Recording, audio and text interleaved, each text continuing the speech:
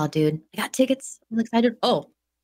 Hello, everybody. We're all so excited for Oddballs.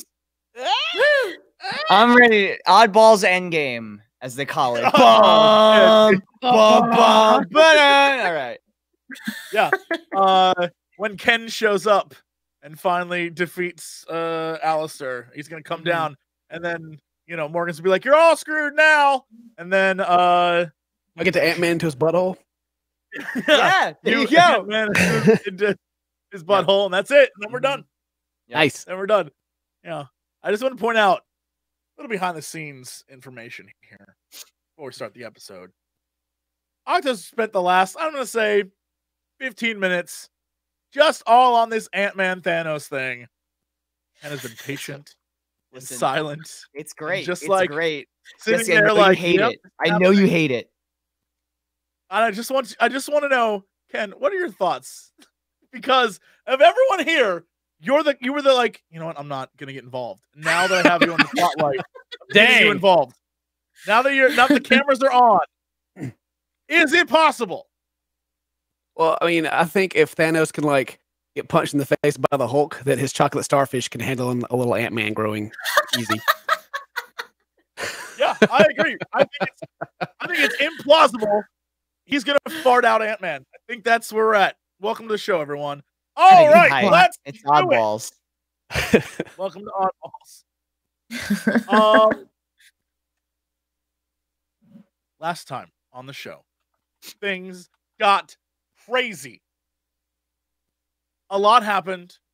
A lot of what you thought was real was questioned.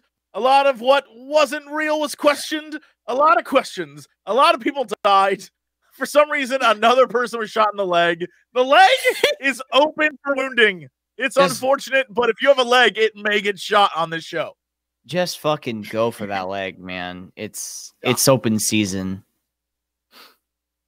But where we left off last time is that Clarence and Eddie had finally gotten away from old Alistair. The Originals turned out to be helping them. They were like, yeah, okay, we're on your team. And they held down Alistair to help Clarence and Eddie get away. Even Needles had a little spark of hope in him. Maybe, just maybe. Not a POS after all.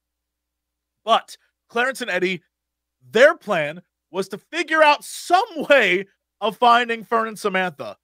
Meanwhile, Fern and Samantha are trapped in the 1980s realm of the ball world, and they are being led around by an insane Johnny who has the only weapon, has a gun, literally killed a federal agent, is just like out of control, and is taking them to see Frank and the others, whoever they may be, in order to find a way out, because they are trying to, he wants out of this crazy world, and he's gonna take the two of them to see the others in hopes that that you guys can escape in some way.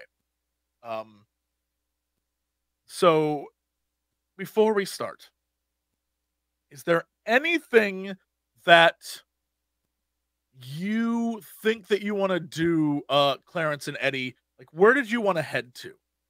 You guys still hear me? I think I froze. You did froze. Oh no, you did froze. You did froze, but you froze in like a contemplative sort of like. Think about that Thanos butthole. Thanos. Yeah. That's what that face is. But what do you guys want to do? What is your thought process here? Because I'd love to know where you're headed. Last time I believe you were going to Wiz Life because you were going to try and open portals or test something in order to find out how to get to the girls. But I'm curious what your actual plan is so we can set this up. Okay. What do you want to do? What's the strategy here? Okay. I don't. So, physically, location-wise, where are we right now? Where are Clarence and I? So I'm giving you the option to be anywhere right now. Because Okay, the time okay. differences and the fact that we ended a scene before, which was like, okay, you defeated Alistair for the moment, and the originals have switched sides, and they're good, air quotes, and you guys have the balls, so you are free to do whatever. Unfortunately, Fern and Samantha are at gunpoint. So in this moment, you can tell me what your strategy is and what your plan is, so we can set up the rest of this.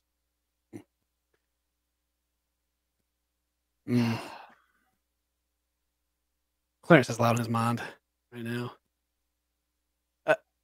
Eddie. Yeah. Eddie, are you Eddie, are you afraid of me? Like, are we friends? Or like that's a complicated question. I mean, like, what's your gun situation right now? Like, are you strapped or like what? Because that's gonna influence my answer. do I still have the gun? I don't think You do, but it has no bullets in it, if you remember. Oh yeah. And like hold the gun out to you. It's empty. Yeah, then we're cool. I mean, yeah, we're fine. Yeah, why not? Yeah, cool. We're friends. Sure. Been through a lot. You know, they say going through a traumatic situation together will bring people closer together because they feel as if, you know, they've survived something together. That's why Buzz Aldrin and Neil Armstrong were so close, because they went through that whole thing where they faked the moon landing together. We've been through a lot though. Like how are you doing mentally? Are you okay? Well, I mean, I've been better, but look, I mean, I'm not 100% sure that I'm awake right now, so I feel like it's one of those, if I get close to dying, I'll wake up and it'll be a dream. And if I die, then I guess I won't have to worry about dying anymore, so it's not a big deal. Yeah. I've done that a couple of times, and it's I guess. Okay, all right. I'm channeling my. This is nice, Clarence, Eddie. This is a safe place. And yeah, it is nice. Nice. I pull up my hand for a high five. And I like immediately smack. It's like, yeah, yeah. So all right. I'm on like blood pressure medicine that like my grandma's on, and I got pills from the doctor because I have like 7 people rocking around in my head, and it's all just kind of a mush now. And sometimes like things happen like up there. Like Alistair suddenly wants me to shoot you, and then he hits me, and I hate it when people hit me, and I just kind of I get real angry. And I'm just kind of worried about where all this is going, because he's trying to get us ready for something. Like he said he was trying to choose me for a thing, but the test was to shoot you. And then what if like down the road I'm supposed to actually shoot one of you or hurt one of you and put in that position? And not that I would, but Clarence that you know, the original one, we'll call him the original. He's probably the most dangerous Clarence out of all of them, and he's kind of the core of what we are now. And given the situation of power, he may do it. If none of this happened and Alistair was like, hey, this is a game, shoot Eddie, I would have pulled the trigger before he finished the sentence. But that's, I don't know, it's confusing. Do you ever have like a love-hate relationship, but like literally different parts of you love and hate the same thing? Yeah, sometimes I'll listen to a song, right? And like my gut reaction, like on the radio, and I'll hear it and I'll be like, God, this sucks. Like, this isn't metal. Why would anybody listen to this? But then I'm like, damn, these lyrics, they speak to me, It's like they really touch your soul. So you could hate something conceptually, but also like it because, damn, it's good. So not everything is all black and white. It's shades of gray, right? Yeah. I mean, think about it. Not everything makes sense all the time. Like, things can be contradictory to themselves. Well, just to be completely honest, and I feel like it's something I need to get off my chest, and maybe with everyone, but I'll tell you first. If the change that happened to me didn't happen, I would have taken any opportunity that I had to throw you guys in the ditch and take the balls for myself and rule the universe, or so I thought. And then that's not me now. That's not how I feel. I've known you guys over 6 different lifetimes, or well, until I was 15 and died during multiple. Anyway, that's not important. Just that I don't know what's going to happen. An example would be this ring, and like hold up my finger with the ring. Alistair could be tracking us with this ring. Just some old man gave it to me and it did some weird things, and I think it's cool, but I cannot let it go. He was trying to take it from me. I could have gave it to him, but like every fiber in my body wanted to keep it. And if it comes to a situation to where I have to hurt one of you guys, then you gotta stop me, because right now our friendship and feelings for everyone is really the only thing keeping me together, because it's this is a lot to handle for some kids. Well, Clarence, I kind of like put my hands together like this. Well, sounds to me, Clarence, as if you're looking for. You didn't like who you were before, so you want another shot at being someone else.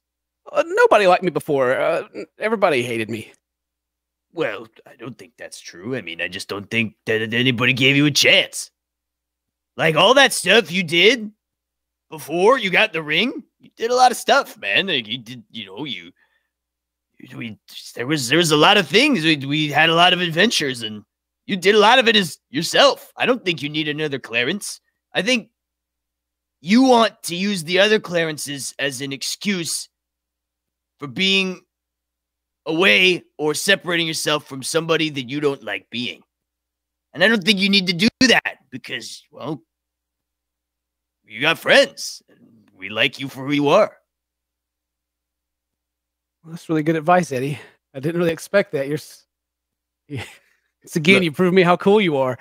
Look, a wise man once said, "Here I go again on my own, going down the only road I've ever known. Like a drifter, I was born to walk alone. And I've made up my mind, I ain't wasting no more time. And I think you should listen to that wise man. You know what that man's name was? Benjamin Franklin, I think. I don't remember the name of the lead singer for Whitesnake, but anyway, the point I'm trying to make is you don't need any other Clarences. You need you, Clarence. Don't try and, I guess, bank on another timeline being the better one. Enjoy the one that you're from. Easier said than done, but I'll do my best.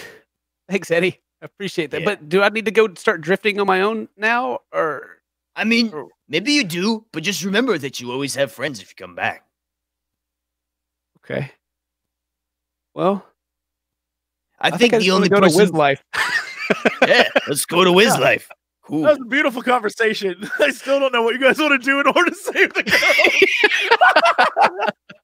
Still not really sure, I don't but it know. was beautiful. It was a beautiful Yeah, conversation. It's great character building. I still don't know what you want to do to save these girls.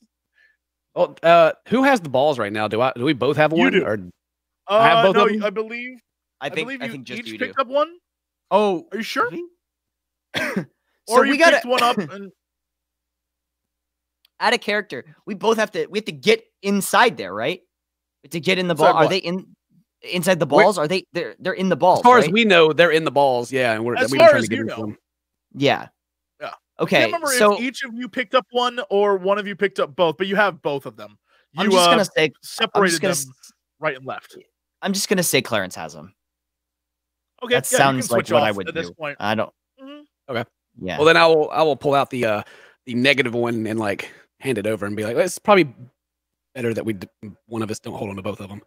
Mm-hmm. Good idea. Yeah. Sure. So your And, plan is to go back to Wiz Life, and once you're there, what do you want to do? Like, what's the strategy? hook I up guess the we have balls, to, maybe. Yeah, we should probably figure out a way to hook up the balls because we got to get in there somehow. Okay. Do we have like the battery or whatever?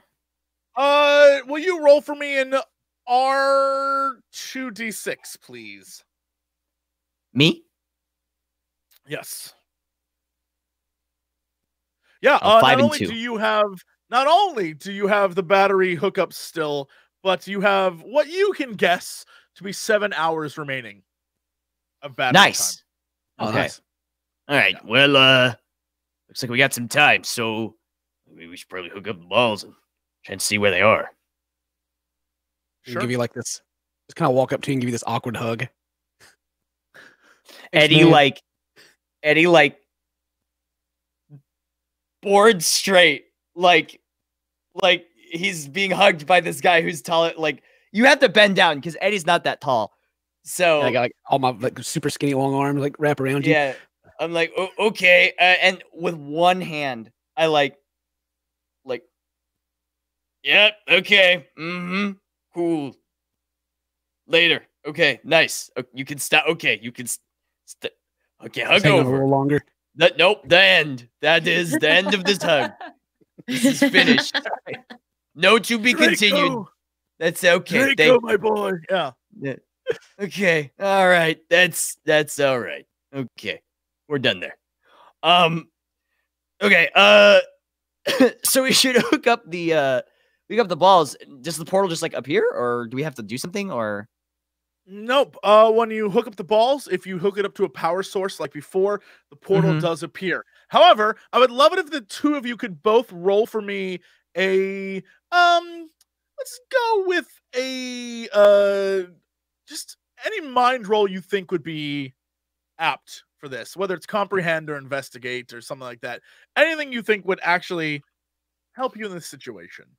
Hey, hang on. I have to consult somebody really quick. Shoo, what should I do here? Shoo, do I see anything? Shoo, is there anything that I see? Yeah. No, she doesn't know. Give it a roll. Oh. No, she doesn't know. Yeah. You guys don't notice anything off or strange or different about the portal as it opens.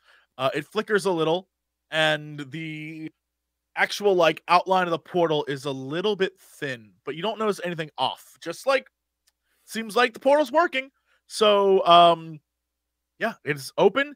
It is on one end of the Wiz Life trailer, and you can see beyond into what is the Ball World's version of Fern's Yard. I'd meant to grab separate batteries if we had access to them because I want to try some things out, but I forgot to mention. Anyway, Will you roll for me? Let's see. I mean, you guys have a bunch of stuff in the Wiz Life trailer from previous episodes. Roll for me what would this be? Maybe a tinker? Yeah, let's do a tinker. Let's see if you can mess around to see if you can find any batteries there. okay. Yeah. Crazy enough. So You guys bought all the batteries you could buy. You got your double A's, you got your triple A's, you got your D's and your C's, you got even little batteries for watches. You are good. You have every type of battery you can get. You have the big bulky ones, and remarkably, you have a car battery that you've hooked up in the past on one of your many days where you're like, yeah, we gotta figure out what these balls do. So yes, you have plenty of batteries. What I was going to do, and you can help me remember if we actually know this in character or not, because I can't remember if we've Sure, of had course. any hint that it opens at different times. You have Like whenever we never open the portal. you have never once tried to see the difference between opening at certain times versus what time you enter the portal. You've only ever gone into, like, you've opened it and then gone in. You never Yeah. once tried to see why the portal takes you to certain times. Right. Well, I didn't know if we understood that it was different times. Because what I was going to do, if I think have you the do. knowledge. I think you understand that the portal opens up at different times. Although I feel like Fern and Samantha probably understand that way more because they've experienced it. But I think you get it based off of the experience you had with Johnny inside, and the experiences you had with the pterodactyls being there and not being there, that kind of thing. Like, that's just a given fact, but you don't know how vast the time differences are. You just know that each time you've entered, it's been a different time period. Well, I was wanting to plug them up to different power sources of varying voltage and see, like, the portal opens, draw on the ground, close it, hook up to another one, open it up, look, and see if it's there or not, kind of thing. Yeah. Give me a investigate roll, if you could. So, yeah, you begin to not just open the portal once and go through, but open it numerous times, over and over and over again, trying to investigate with different batteries, different charges, and different lengths. And every time you do, you notice that it affects the portal a little bit differently. And something you also notice is that the portal itself, the sort of electric outline around it, the color changes, the hue changes, and more importantly, the sort of girth is a terrible word, but like the width of the like electricity around it, the opening of the portal changes, and it grows and shrinks. Yeah. The whole time he's doing this, I'm sitting on a chair just watching with my hand in a box of cereal, just like, sure. Yeah, more of that. Will you have Eddie roll for me a tinker as well? I can do that for you. Oh, I got a success. Hey, so you also completely understand, like, you see what he's doing, you get what he's doing, and even though you're sitting there eating cereal, like, the observations that you note based off the tinkering that he's doing, you start to see a pattern. And one of the patterns is the more like voltage you put into it, while the portal is bigger and the outline of it seems like more charged and more active and more stable, it actually isn't stable at all. So the more you turn it on, something is happening to this portal. You don't know why. You have no reason to know why, but you can see, like, every time you turn on and turn off, the flickering of the initial startup process. It's like if you have a bad starter in a car. The more you start it, just the worse and worse and worse and worse and worse it's going to get. And you can definitely tell, like, something's a little off. Like, something's not quite right since the last time you used it when you went through with Johnny. Yeah. I think we had a warning before that the more you use the balls, the worse it gets. Yeah. I think, we should probably try and not use this so much. Yeah, well, I was trying to see if, like, the time was changing between them. Did we notice anything like that from the team? All you can see is from this side is literally just the space where the Wiz Life trailer would be, but isn't, in Fern's yard. And then maybe like 30 feet away is the start of the forest. Yeah, well, like, while we're doing it, like, if I have like a stick or something, throw it in. If we open up the next one, is it still there, or is it covered up? Gotcha. Okay. Yeah. Is that your strategy then? You're gonna throw a stick that's in what I'm meant to be doing. Sure, of course. Okay. If you would, for me, roll a investigate and then a comprehend. Okay. You can do this too, Eddie, although I don't think you have any of those abilities or stats. Okay. Investigate and comprehend. Yeah, I don't think you have those, but yeah, which you're I don't. More than willing, you know. I can try. Investigate. You can use your. Nah. Yeah. So, okay. You can re-roll your comprehend if you want to, Ken. But investigate is working so far. It'll just determine if you understand what you see. Yeah. Well, I'm kind of trying. Even if we do, I'm trying to think, like, well, it doesn't matter. Just, come on. Oh, Jesus. All right. Holy crap. Okay. Well, these are great rolls. You're making this easy. So you throw the stick in, and as you open and shut, as Eddie's sitting in the background eating all the cereal, as you open and close, based on the charges that you put in, you notice it doesn't affect the fact that the stick is still there. What you do notice is that every time you open it,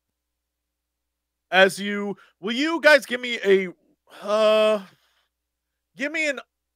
RD24. Just anyone can. RD24. Wow. Sure. So, by the time you start doing this, by the time you get back to Wiz Life and start doing this, most of the day has passed, and it is now 10 p.m. as you start this process.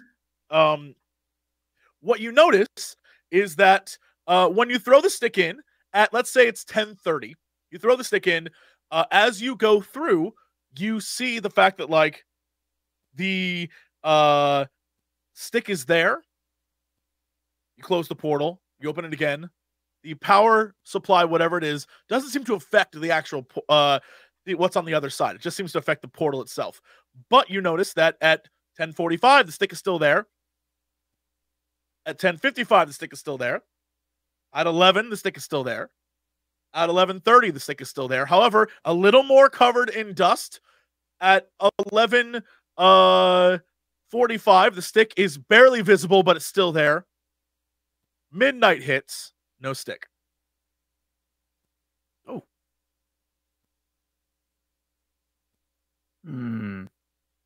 Where'd it go? Do you see any like paw prints of like pterodactyls or anything? Maybe they got the stick. Yeah, I mean, if they're like dogs, then they probably like getting sticks. So I mean, just having one there, just asking. With your for trouble. investigate and comprehend, I can definitely tell you that you don't see anything that would have moved the stick.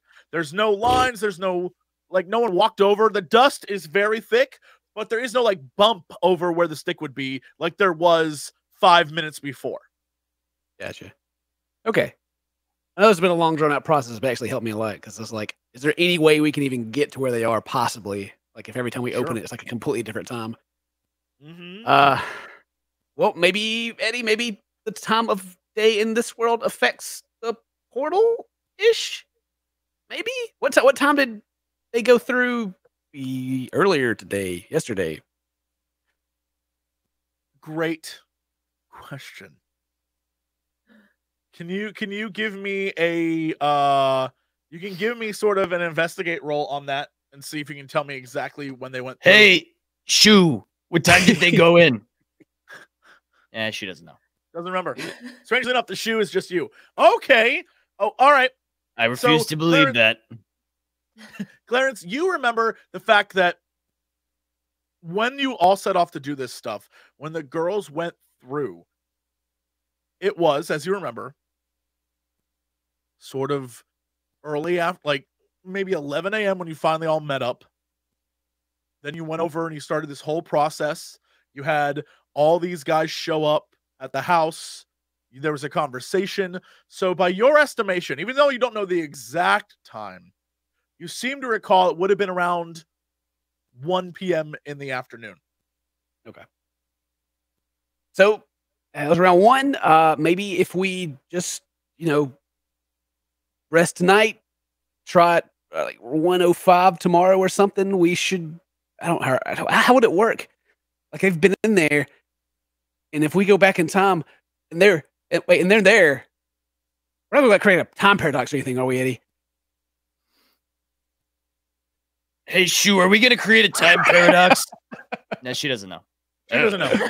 Yeah. She has no clue. Well, that's the best plan I got right now is to like wait until near the same time and try to go through it and see if they're there or not.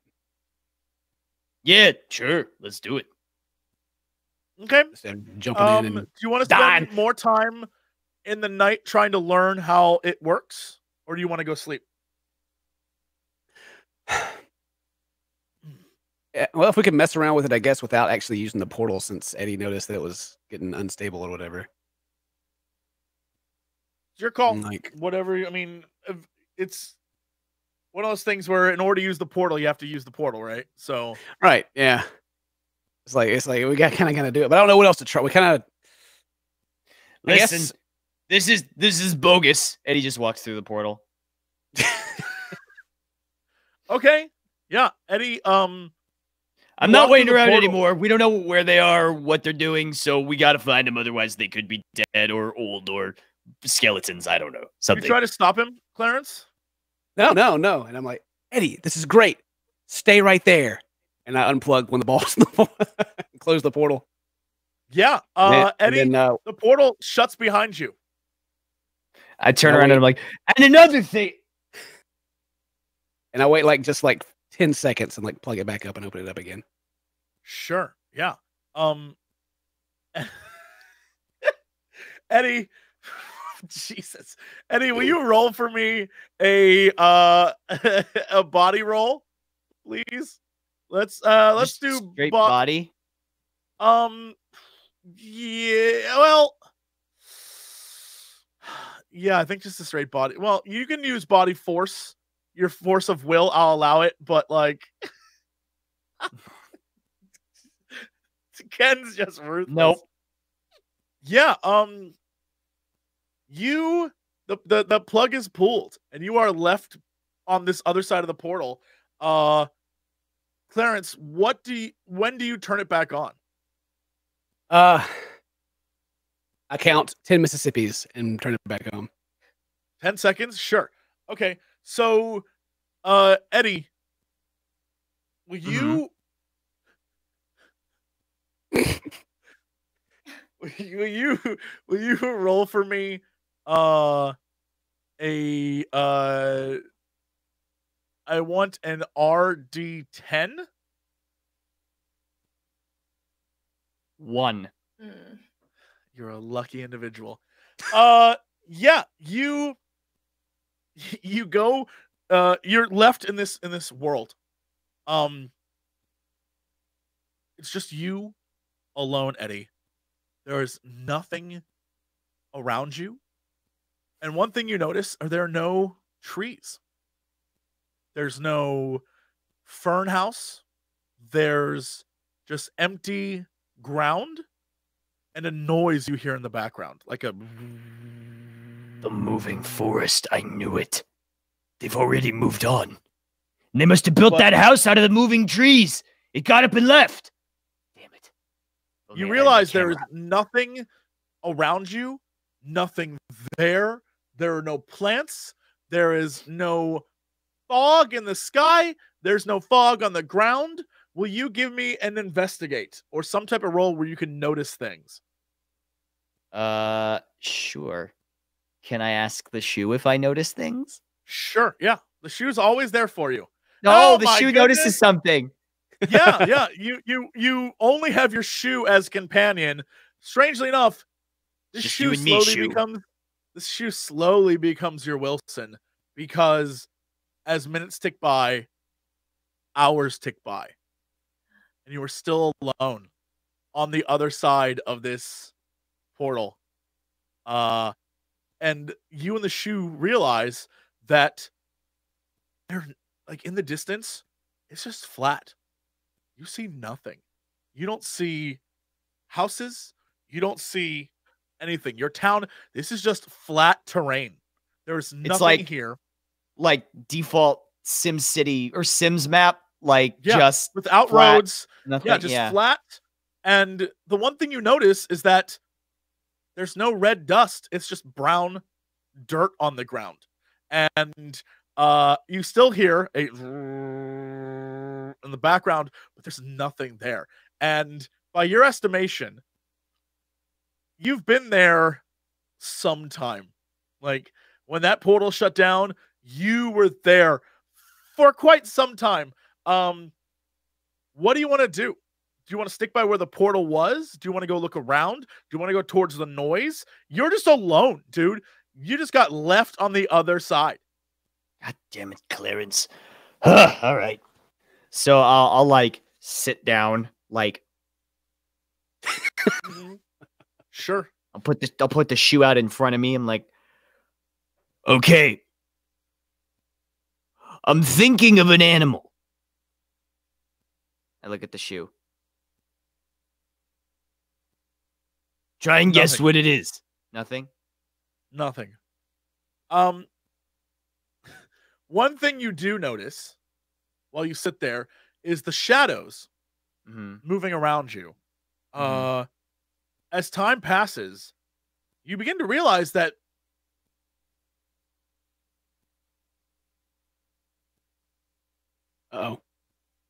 he died. A bright orange orb in the sky. It is literally a giant version of one of those balls. It's huge. It's enormous. And it's just lighting up the sky. You've never seen it with this clarity. You've never seen it. It's always been obfuscated with clouds or some weird fog. You realize very quickly there's sort of a sensory deprivation thing going on here, because you, aside from the, you don't hear any sound.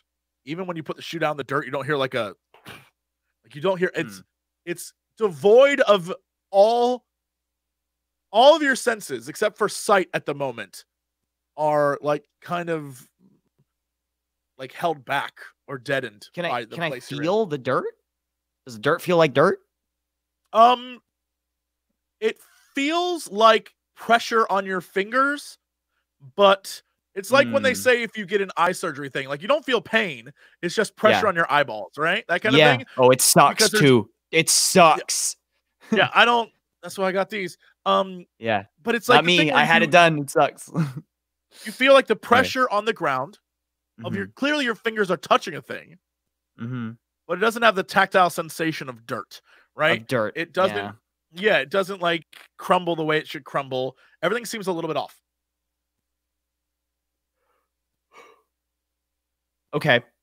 Does the orb in the sky, does it hurt to look at? It's not like the sun. It's just sort of like an image, like a flat JPEG up there. It's moving, and while looking at it, it isn't as bright and intense as the sun. It's just an orange glow, like a hue. Okay. Right. Like, so all I see is just flat as far as I can see around me. Totally flat. I'll give it a little while longer. Because at this point, Eddie knows, or at least sort of understands, that time doesn't pass the same way here as it does in the real world. Yeah. So I'll wait. Yeah. I will wait a little while longer to see if anything happens. Okay, sure. Yeah. You wait a little bit longer and nothing happens. You see nothing. You feel nothing. It is straight up. There's nothing there. There's no one around you except a noise that's like, that's it. That's all you hear. That's all you see. It is, by any estimation, you've been there enough that the orb has started moving across the sky to almost the other side. All right, shoe. Let's go. So I pick up the shoe and I start heading in the direction of the sound. Sure. Yeah. As you approach the sound, you see what appears to be dust sort of like coming up out of the ground a little bit. And it appears like there are figures in the distance near that dust. Can I approach it with caution? Sure. Yeah. Will you roll for me a sneak if you have it? Yeah. I don't, but I'm going to roll it. You can anyway. roll. Yeah, you can. Hey. All right. So yeah, you definitely, as much as you can, sneak in this world. You like get down and just sort of like commando crawl your way through. You go prone and like crawl your way through with the shoe. And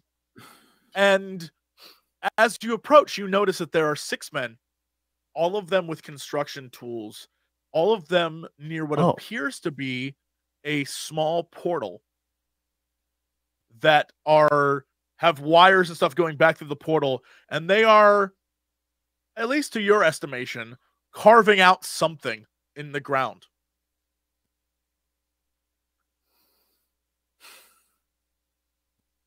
Okay. So it looks like they're excavating something? It definitely looks like they're doing something to the ground. You can roll and see if you can determine what it is, if you can do an investigate. Yeah. Hey, they're just shoe, messing what with is something that? in the ground. Shoe, what do you see? I like hold the shoe up, like a little higher. She doesn't know. Yeah, she was no clue. Again, the shoe is just you, unfortunately. The shoe, Right. everything you know, the shoe knows.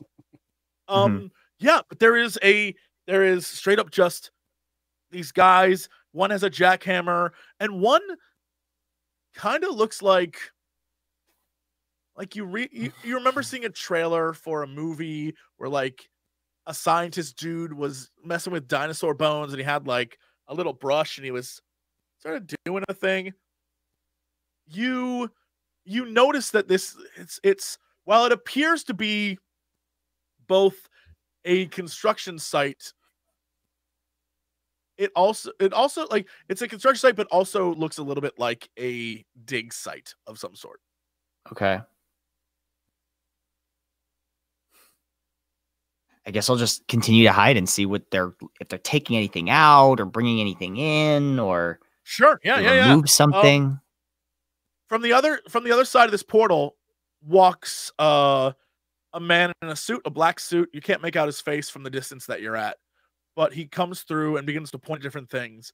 And one of the workers gets in a fight with him about something, and the two of them begin to argue. And you can't really tell what they're arguing about, but they're very animated. They're very animated about like it's something clearly that they're passionate about. Okay.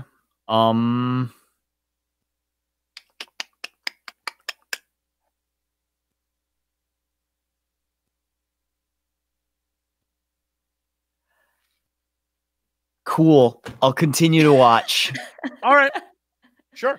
I can't do anything. I mean, I could go up and reveal my position, but I have no reason to do that. Sure. The argument continues, and the man in the black suit slaps the other man, and he sort of like crumples to the ground. And the man in the black suit sort of points at him, turns around, and walks back through the portal. The guy who is on the ground, one of the other workers sort of goes over and helps him up. And the two just begin to talk in what seems to be a little private aside from the other workers. And the others continue to sort of hammer and work away at whatever they're messing with.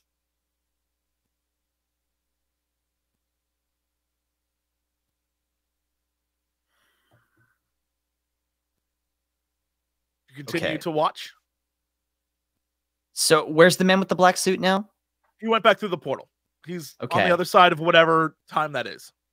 And these guys that are working, they just seem like construction workers? They don't seem like archaeologists, do they? They're in I mean, that's a little much information. Okay. They're in like full, like, you know, the full overall jumpsuits. You can see if you recognize jumpsuits. All right, I'm gonna try something. God.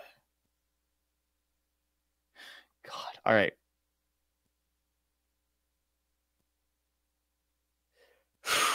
So Eddie gets up,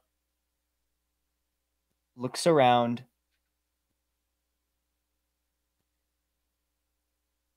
licks his thumb, starts walking towards the construction. Goes,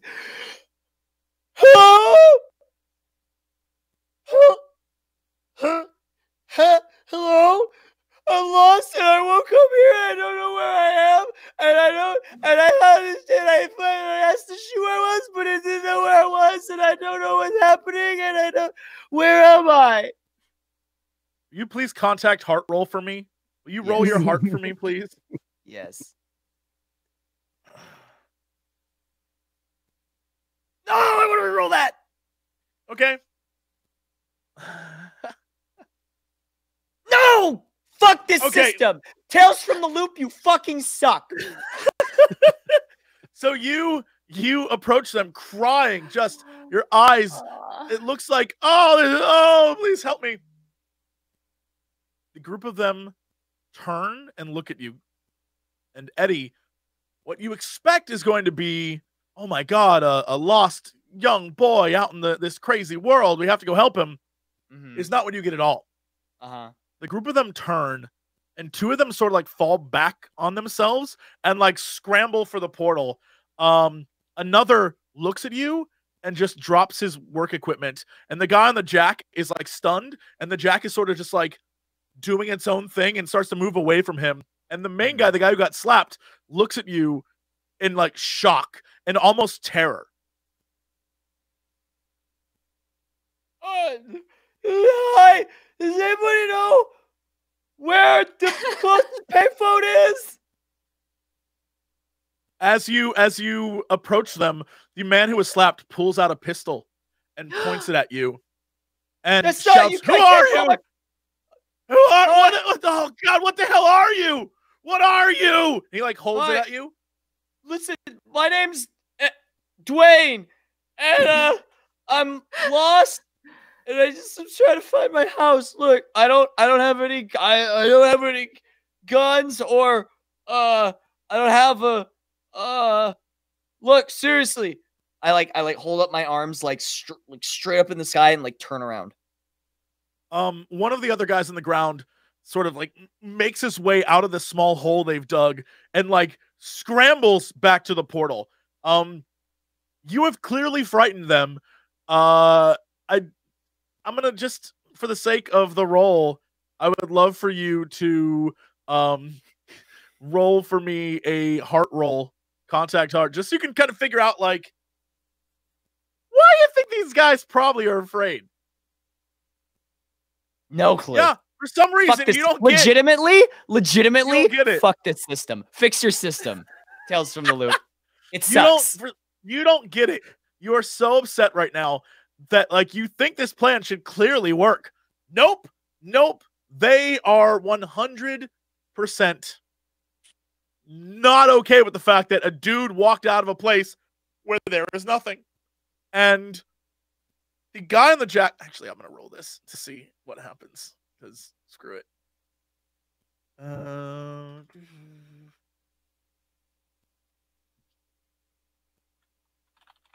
So, the guy on the jackhammer is like so dumbfounded that you exist. It slowly starts to get away from him, like I said, to the point where it starts jacking the place that the guy who was like brushing. It starts jacking that place, and you feel a rumble. The entire ground beneath you begins to shake. Everything is begins to shake, and the portal itself starts to flicker. What you see next is the jack itself be sucked under the ground. Just like crushed and sucked under the ground. And the area around these men begins to violently erupt with something as they scramble to get out of the way. Whatever it is, you can't tell from the distance you're at, but something is coming out of the ground they were at. So I'm guessing when I walked here, I walked straight towards the sound, right? You did. I put it at my back and just take off the other way. Sure. Yeah. The sound that you heard, by the way, the like, yeah, you now realize was totally a generator or something from the other side of the portal that was powering the tools. Right. But that sound, while still there is another sound that you hear now. And the sound is like a screech. Like something, it is unearthly, like an ungodly, like, imagine a train whistle pitched up with sort of like a lion roar mixed in. It's just like just an awful sound. Something terrible. And it as the guys begin to scramble, you don't look behind you because you're running, but something is causing everything to shake. And the cries and screams of everyone on the site have stopped. And you keep running away. Do you keep going? Yeah. Sure. I just keep going. Yeah. What you notice in front of you is that it's just flat. And no matter how far you keep going, it's still flat. And it seems like it's flat forever. Eventually, you reach the edge of this world. And down below you is a just face, like a cliff face into nothingness. And where there were sewer things before, they do not exist now. You see nothing but a cliff face and dirt. Okay, so I literally hit the edge, like the edge of the world, basically. Yeah, you hit the edge of the world, and there is straight up just like a cliff face, a void of nothingness. There isn't even like before when you looked over, there were like clouds, and there was kind of. This is just like there's nothing. The only thing that exists in this world is the dirt.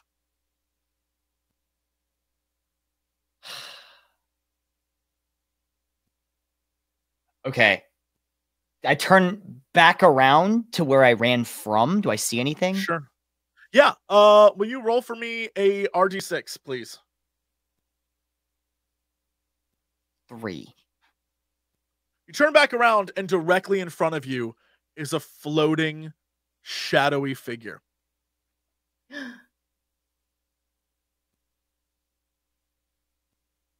has 2 red eyes, and you notice that the orb in the sky is gone now.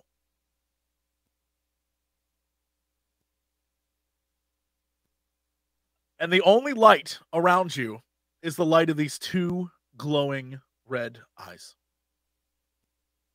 I put my hands in front of my face. If I can't see you, you're not there. You don't hear what you think is English, but you do hear something talking to you in sort of whispered tones, like something's talking to you, something is whispering to you, and it seems like it's floating around you. Like it's as you cover your eyes, you hear something talking to you, but you don't know what it is. Like it's like a creepy, like the worst ASMR possible. Okay. I like peek through. Is it still just standing there? It is like wafting around you, but the 2 eyes are still right in front of you looking at you. Look, what do you want? It just begins to speak again, But I don't. You don't really seem to understand it. Yeah. Yeah. I mean, you can roll a comprehend, but you don't understand it. Like it is talking Shit. to you. Like it definitely understands you. And it is like talking directly at you, but you don't understand what it's saying. Can I ask the shoe what it's saying? Sure. Yeah. Shoo, what is it saying? What is it saying, Chew? Oh, she knows. Yeah. You put the shoe up to your ear, and suddenly you begin to understand what it's saying. And it almost sounds like it's resonating shoe through like the rubber of the sole of the shoe and sort of like coming into your ear. And you, even though you can't make out everything it's saying, you definitely piece words together. And it is very, very specifically saying to you, like, who are you? Why are you here? Why am I here? Why did you bring me here? You took me from my home. It is like just as confused and upset as, I don't know, like a lost child would be.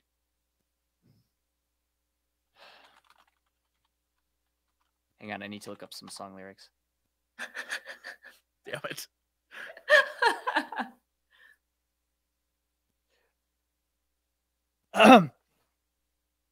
Look, I don't. Okay. You must be scared or lost. I am too. I understand. We're both scared. I don't mean you. I'm still like not looking at it because it's scary. I'm like, Sure. we're both scared and lost. And I want to find my friends, and maybe you just want to sleep. I can sympathize with that. Look, I'm just trying to get home and get everything back to normal. I don't know what's happening. I don't know what you are or who you are. You seem nice. All right? I'm just look. Can you stop? Can you just be like normal for a second? Yeah, as you say that, as you start saying, I just want to be with my friends, the shadows in this sort of weird shadowy fog begins to coalesce into figures. And one of them sort of seems like the outline of a figure you know from a record store. And then it sort of like evaporates and comes back together. And one of them looks like kind of like Samantha Page and evaporates and comes back together. And then when you're like, when you sort of finish your speech, it coalesces again and looks like a small young girl. Oh.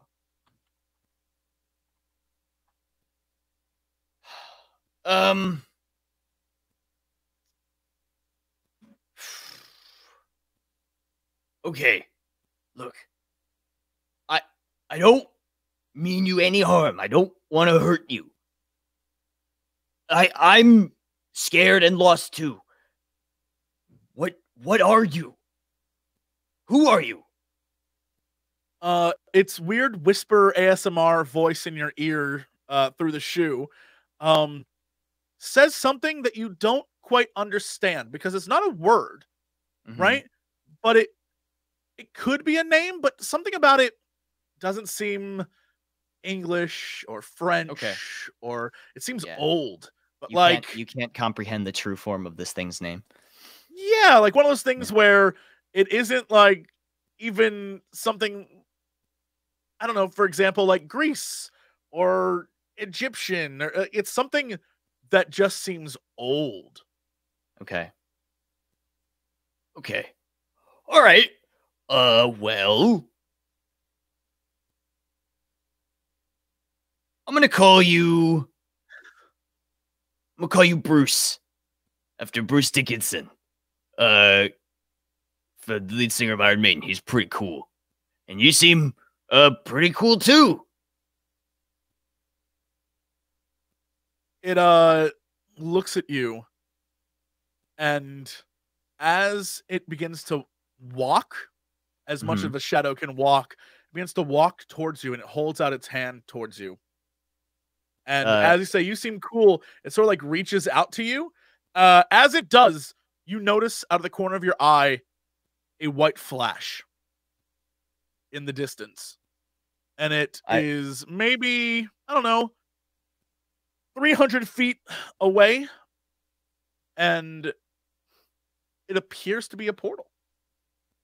Oh. Does the thing react at all? It doesn't seem to notice. It's just reaching out to you. It's like entirely focused on you and this thing you have held up to your head, but it's like reaching out to you like intently.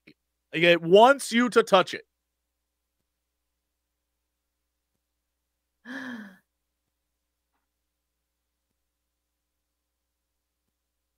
That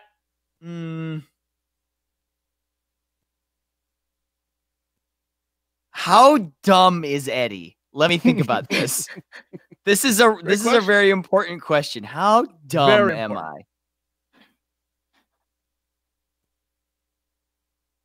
I hold out the shoe to it. Yeah. What does it do? You hold out the shoe and it sort of like envelops the shoe with shadow and starts to like pull it back into itself. Do you pull the shoe away? I hold the shoe, but I'm not like yanking it away. I'm sort of just like slowly pulling it back. I'm like, what are you doing? What are you doing? Yeah, force roll for me. If you could give me like a strength roll on that, give me a body force. Okay. Yeah. You begin to slowly pull it away, and you're strong enough that even though there's a resistance, it does pull back with you. But not like I'm jerking it away kind of thing. It pulls back with you very slowly. Okay. I'm gonna yeah, I'm like, what are you doing? This is weird. What are you doing? That's my shoe. It doesn't talk to you, doesn't say anything. It just like begins to move closer and closer to you as it's sort of like reaching out for your hand.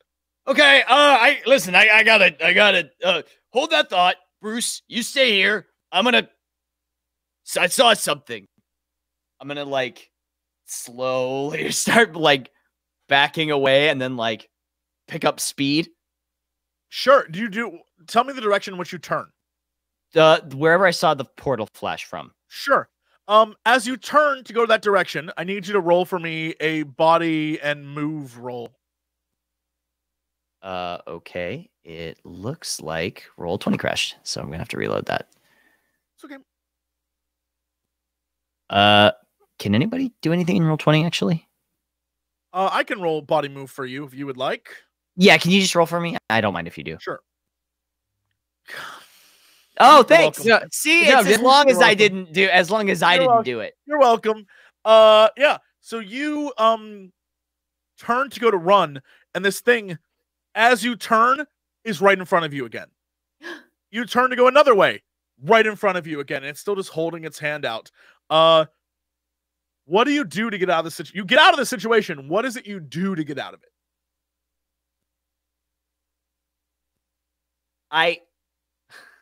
I take the shoe and I fake throw it in one direction. Sure. Oh, yeah.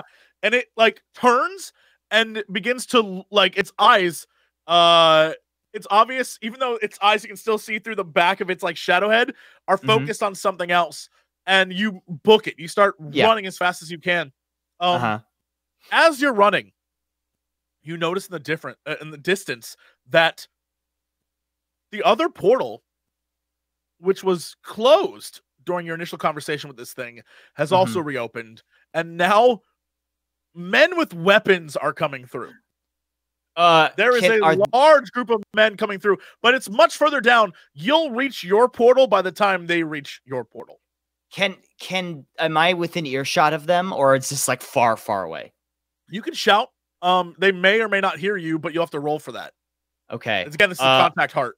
Yeah, I'm running regardless of what happens. I'm just gonna yell, "Bruce is that way! Don't look at me!" Sure. All right. Yeah. Do they understand what the hell you just said? We'll find out. Okay, this is contact heart. Yeah.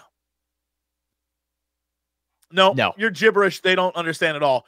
All they hear is someone screaming, which one would assume they think it's one of their own people. And you start to hear gunshots being fired. And this figure that was chasing you now averts its attention over to them. And as you begin to run towards the portal, you see Clarence on the other side.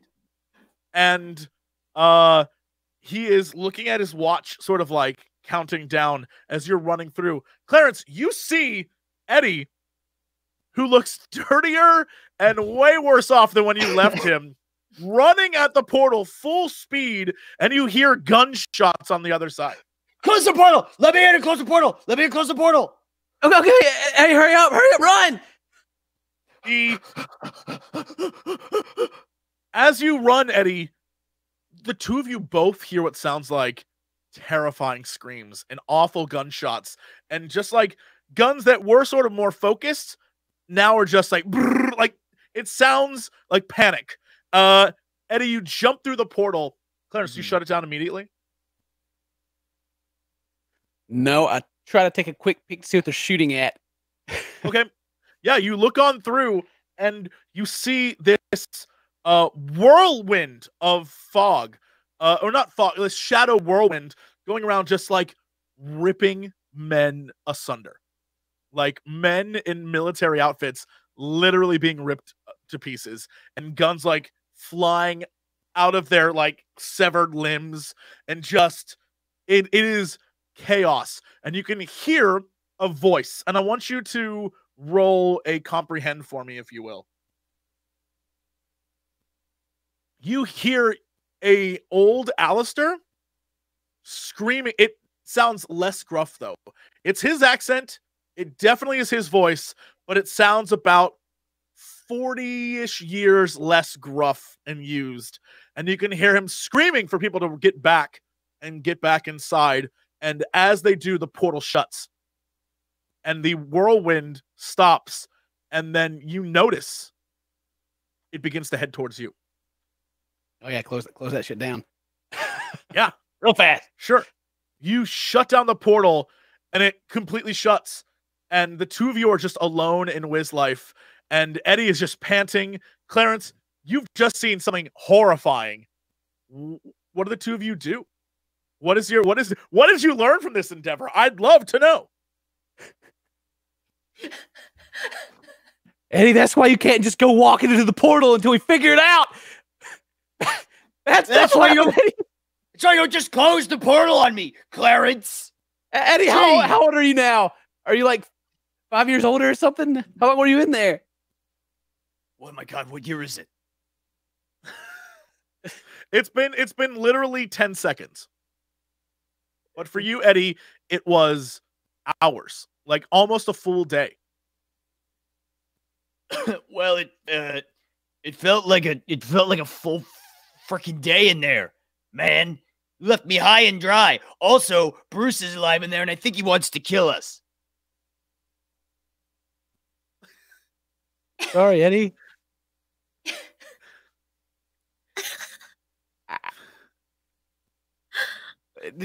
Did you learn anything in there? Yeah, Bruce Dickinson's in there, and he wants to kill a bunch of people. Where was it? Where was it? The same place? No, there's nothing there. It's like, imagine if you just took imagine if you just took like a field, right? But just the dirt everywhere. Okay. Clarence, you notice on your clock, based on what he said, you notice on your clock and your earlier roll, which was ridiculous, you notice that it's 12:03 a.m. Okay. Yeah, that's what I was gonna say. I'm gonna make a little note. All right. Yeah. Portal, 10 seconds later, nothing there.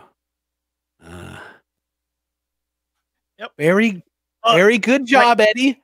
No, write down the part about Bruce wanting to kill me. Bruce wanted to kill you. Yeah, bad thing. Like, very bad Bruce, like in caps and yeah, he underline. tried to take the shoe.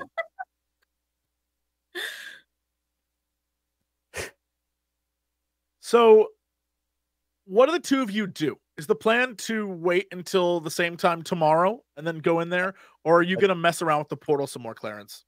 My plan is just to wait. I think we've done enough. Right. Yeah. So the scene sort of like fades off of Eddie and Clarence, who just witnessed some insanity. And the two of them are just like, oh my God, you may have cracked why the time is the way it is. Well, you've cracked how the time is the way it is, not necessarily why. But you've also maybe gotten a glimpse of something a little more terrifying, and maybe Eddie played a role in it existing to begin with. So I'll spend the rest of the night doing like whatever Eddie wants me to do as penance of what I did to him. Sure. The scene just sort of like fades to black, and we open on a gun held to the back of Samantha Page as Samantha, Fern, and Johnny are walking towards town. The three of you are caught up in sort of a red dust storm, and it is the wind is blowing. It is very, very dark. It's definitely night has fallen on this world, and Johnny is just pushing you forward, trying to get you to whatever location he's taking you to.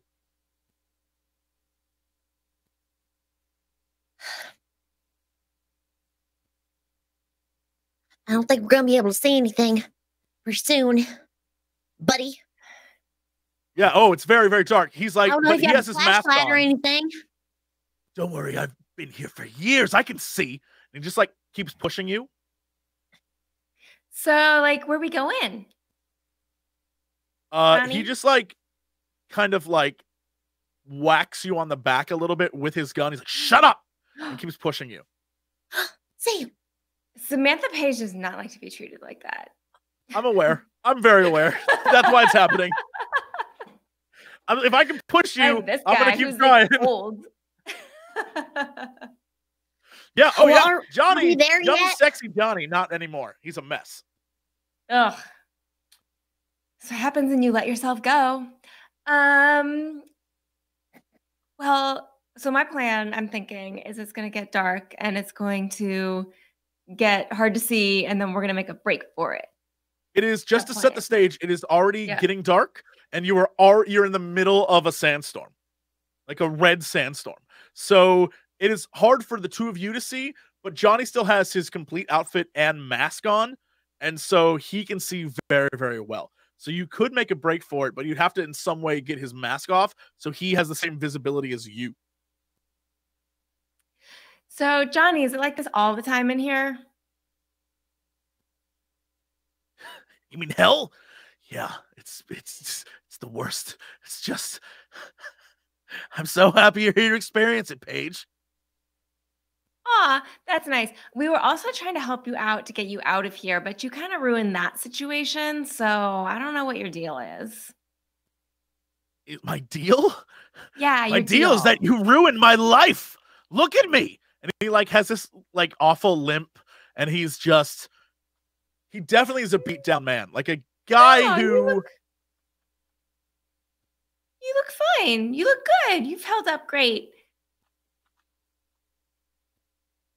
he Buddy. clearly doesn't ignore you, or he clearly doesn't like recognize you. He just ignores you, and he just keeps pushing you further. And he has the gun to your back. Fern, he sort of doesn't treat you like a threat. He knows you'll comply because he is threatening Sam. Mm-hmm. So he's not really focused entirely on you. Okay. Hey, I'm kind of hungry. Y'all have anything to eat? We'll be there soon, and then the others can give you something. Okay. I just want you to know. I'll do whatever you want. Just don't hurt Sam. That's right, you will. And I'll do whatever I want to Sam. And he like sort of pushes her in the back again. Are the others nicer than you? Shut up! And he hits you again. Why are you hurting Sam so much? I'm the one that shot you. Shut up! And he goes to try and kick you and stumbles a little bit. Don't trip, Johnny. That would be terrible. He like has a little panic and like gets back up on his feet and points the gun at you again, Sam. Hey, yeah, you notice cool. a little weakness in him. We're all cool, man. We're all cool. We're just hanging out in this hellscape, and we're just trying to get out of the hellscape. So where are we going? He doesn't say anything to you. He realizes a little bit of his own weakness and that you guys are kind of getting to him.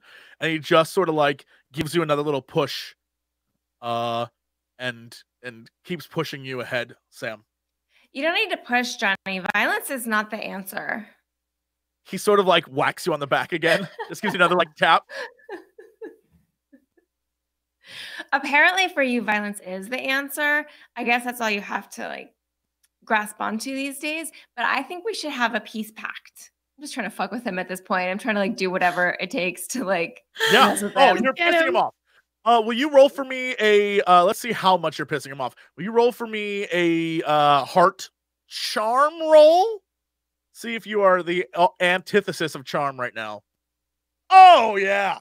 Oh, he is flustered. He is like there's multiple layers in him. One, he is like, for each of these successes, I'm going to give you something juicy. Play it how you will. One, you've definitely detected that although he has a gun and although he's playing tough, much like the Johnny of old, he is still terrified and just hates, like he's just a little kid trapped in like an adult's body.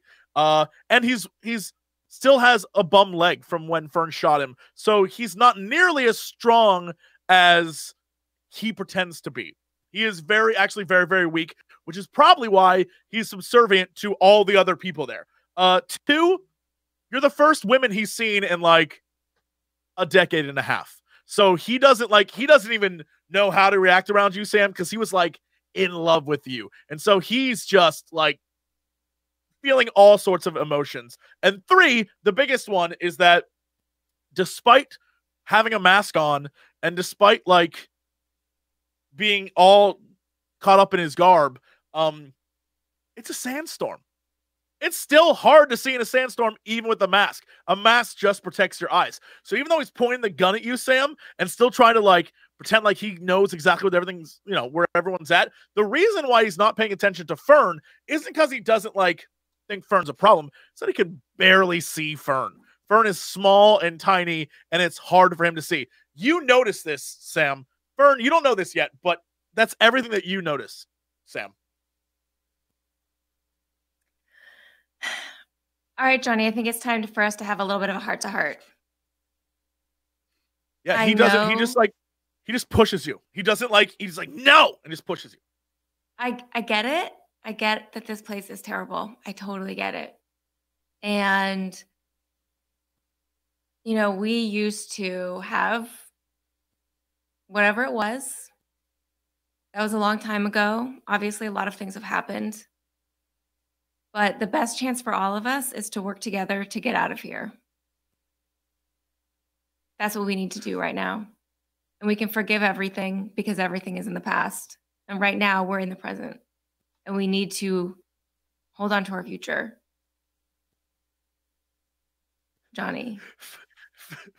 Fern, what is the look I see? What do? You hear Sam out of nowhere, not try to antagonize, but like turn it completely around and try to be like helpful and supportive to this guy that has her at gunpoint. Yeah. Fern knows Sam well enough to like give her kind of like a side eye, like just there's something going on and she is scheming something. So Fern just, walking along, just listening like, all right, Sam's doing her thing. I think we're going to get out of this somehow. She's just slowly just. That's how you roll the schoolyard. You got to give him some honey. You got to give him the stick. Because it was such a switch in attitude. Fern's like, oh, something's going down here. Sam has an idea. I may be batting my eyelashes. In the sandstorm. Yeah. Just like sand running across your face. Like, yeah,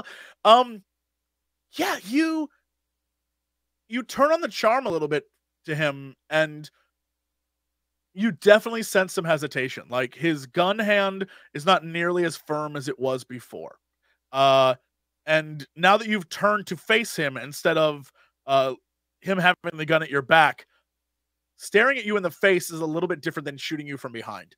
And he has sort of like a little hesitation where there's something in him that your words resonate with him and he doesn't respond, but he doesn't hit you or shoot you or swear at you or anything. He just is standing there looking at you. Johnny, you hang on to the gun. You just maybe don't point it at me as much. We're going to work together on this because we have a history. I don't know about these other people, but we're going to look out for each other a little bit. And I'm going to look out for you too. He sighs and lowers the gun and is like, I don't, no one's ever had my back out here, Sam.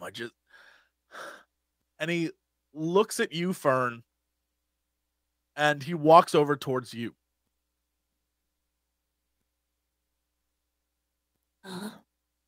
We got your back out here, Johnny. We just wanted to take you to the portal. Yeah, he looks at you and is just like, don't you get it, little girl? There's no way back. This is it. And Sam and I, we're going to spend the rest of our lives together here, but you, and he points the gun at you and he's like, I'm taking you to Frank. And he like sort of whacks you a little bit and he goes, get moving. I'm sorry, Johnny. We're a team and we're all together. We go together or we don't go at all. Oh, that's right. We're all going together. We're all going together. I shot the man. I understand. There's a little bit of resentment here. And I feel he like does not forgive you at all. I feel like we can work through this. And you can take me to Frank and that's fine. But just know that we are your allies and we got here and we can get out of here much easier than you can. That's all I'm saying. He looks at you and he looks back at you, Sam, and he's like,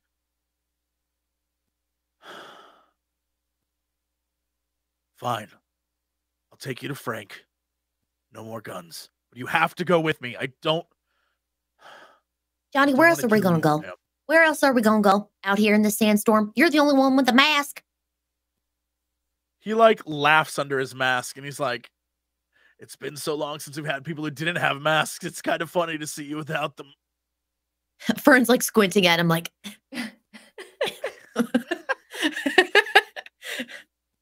Yeah, But we and can't go nowhere. We can't even run anywhere. We can't see nothing. He puts his gun away and he puts it like under his cloak that he has on. And he's like, all right. And then like in the creepiest way possible, like Sam, this if you had a roll for creepiness, you would roll like a 20 on this.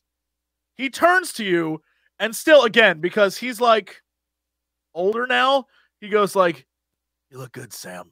And like in a very like, whoa, hold on, that's inappropriate kind of way. And like grabs onto you, Fern, and starts to walk you towards the city. And Sam, you are like overwhelmed with disgust. He's like, F this guy. Like, F My this plan dude. has backfired. Yeah. I thought that was gonna work.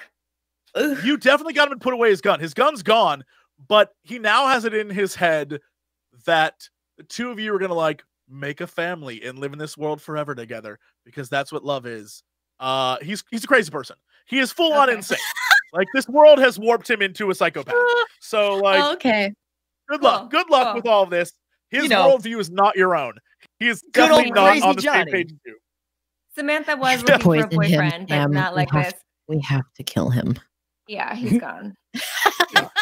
Fern says in real ass Elspeth voice, dropping the accent completely.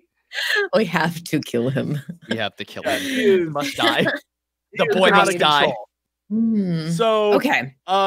Yeah, he begins to walk with you, and you enter the city proper. And even though the sandstorm is sort of blowing down the streets, you can see areas where there isn't sand blowing through, like alleyways and little cutaways, where maybe there is a chance you can sneak off in one of those. But for the most part, you're still just in the middle of it. I mean, we want to see Frank anyway. Sure. Right? So do you not put up a fight? You just go with him? I mean, what do you think? Fern definitely wanted to see Frank in the first place because she sort of knows Frank. Right. I think if Johnny were taking them to some people that he was just like, you're going to meet my group of friends, she would be a lot more reticent to like go along with this plan. But since she already knows Frank, sure, she could possibly like persuade Frank to be like, hey, can you like call off Johnny or some shit? Because this dude's crazy. And so you begin to go just down the street, down the main thoroughfare in town, and you notice all the locations that you've seen before, the places you've visited before. And the one that stands out to you the most, because it's the most recognizable, is the police station. And even throughout all of this sandstormy garbage going on, you notice the front door is not kicked in. You notice that there appears to not be actually any real damage to it aside from the dust blowing on it and sort of over time wearing off paint on the outside and stuff like that. But for the most part, doesn't look like you guys have destroyed it yet. And the group of you continues past that point, and you eventually arrive at a small, what appears to be a kind of like square building. Will you roll for me a comprehend or investigate to see if you can figure out what it is?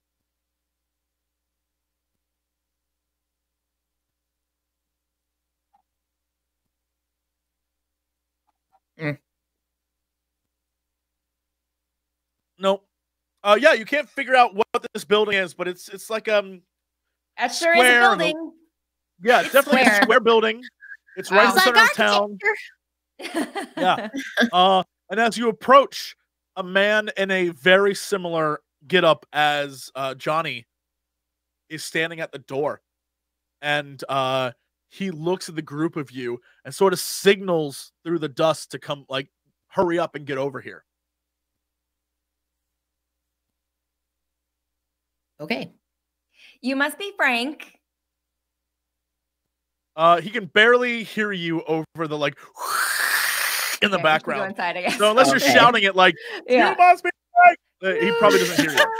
Baby. Is that you, Frank? He has a very hard time of actually hearing you. But Okay. you can ask. Well, I mean, we Once want to you go get close- inside. It seems like. Yeah, Yeah. I think Fern Sure. hurries in the building just to get shelter at Yeah. this point. So you run on in. Do all the sand hitting your face all the time.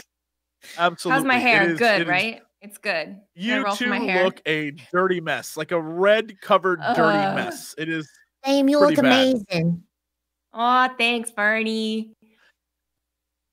How So am I supposed to the- convince these boys to do things if my hair isn't on point? Well, it's unfortunately is not on point. Let me just do this. He's for like, the don't two of listen to you. him. It's on point.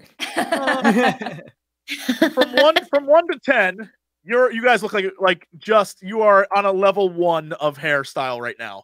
Your hair is like crazy looking. From 1 to 10, from 10 being on point to 1 being just got out of bed, you are literally at just got out of bed state. You are. So nothing's It's changed for wild. Fern. Oh, Fern, you look the exact same. The goof through the entire series is that no matter what you all are doing, Fern, you could be coming out of mud, you could be coming out of like toxic waste. Fern would look the exact same. You could get Fern dressed up and put the best clothes on Fern. She looks the exact same. You'd be like, and done. And everyone turns to look, and Fern looks the exact same. That's the ongoing. If this was a TV show, that would be the goof. Fern never Right, got it. doesn't look a little bit dirty. Fern is Pigpen. Got it. Yes. Oh, absolutely. And so the group of you like move inside and close the doors. You can hear the wind sort of shaking the doors a little bit. And the guy who was at the door itself pulls off his mask and he looks at the two of you and is just like, Jesus. Kids? Where the hell did you find them, Johnny? Yeah, Johnny.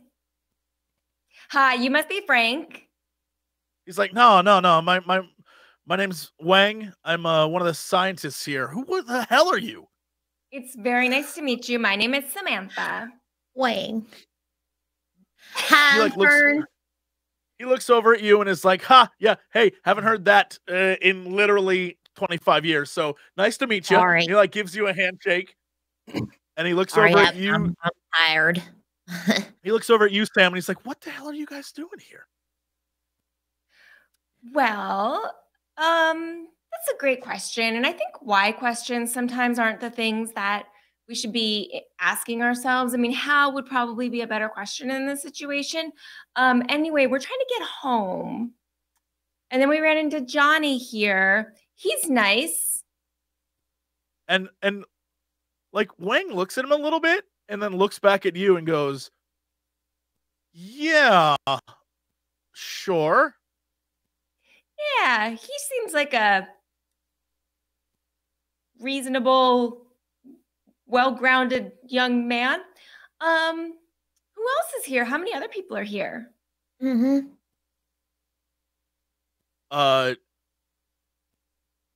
Why do you want to know?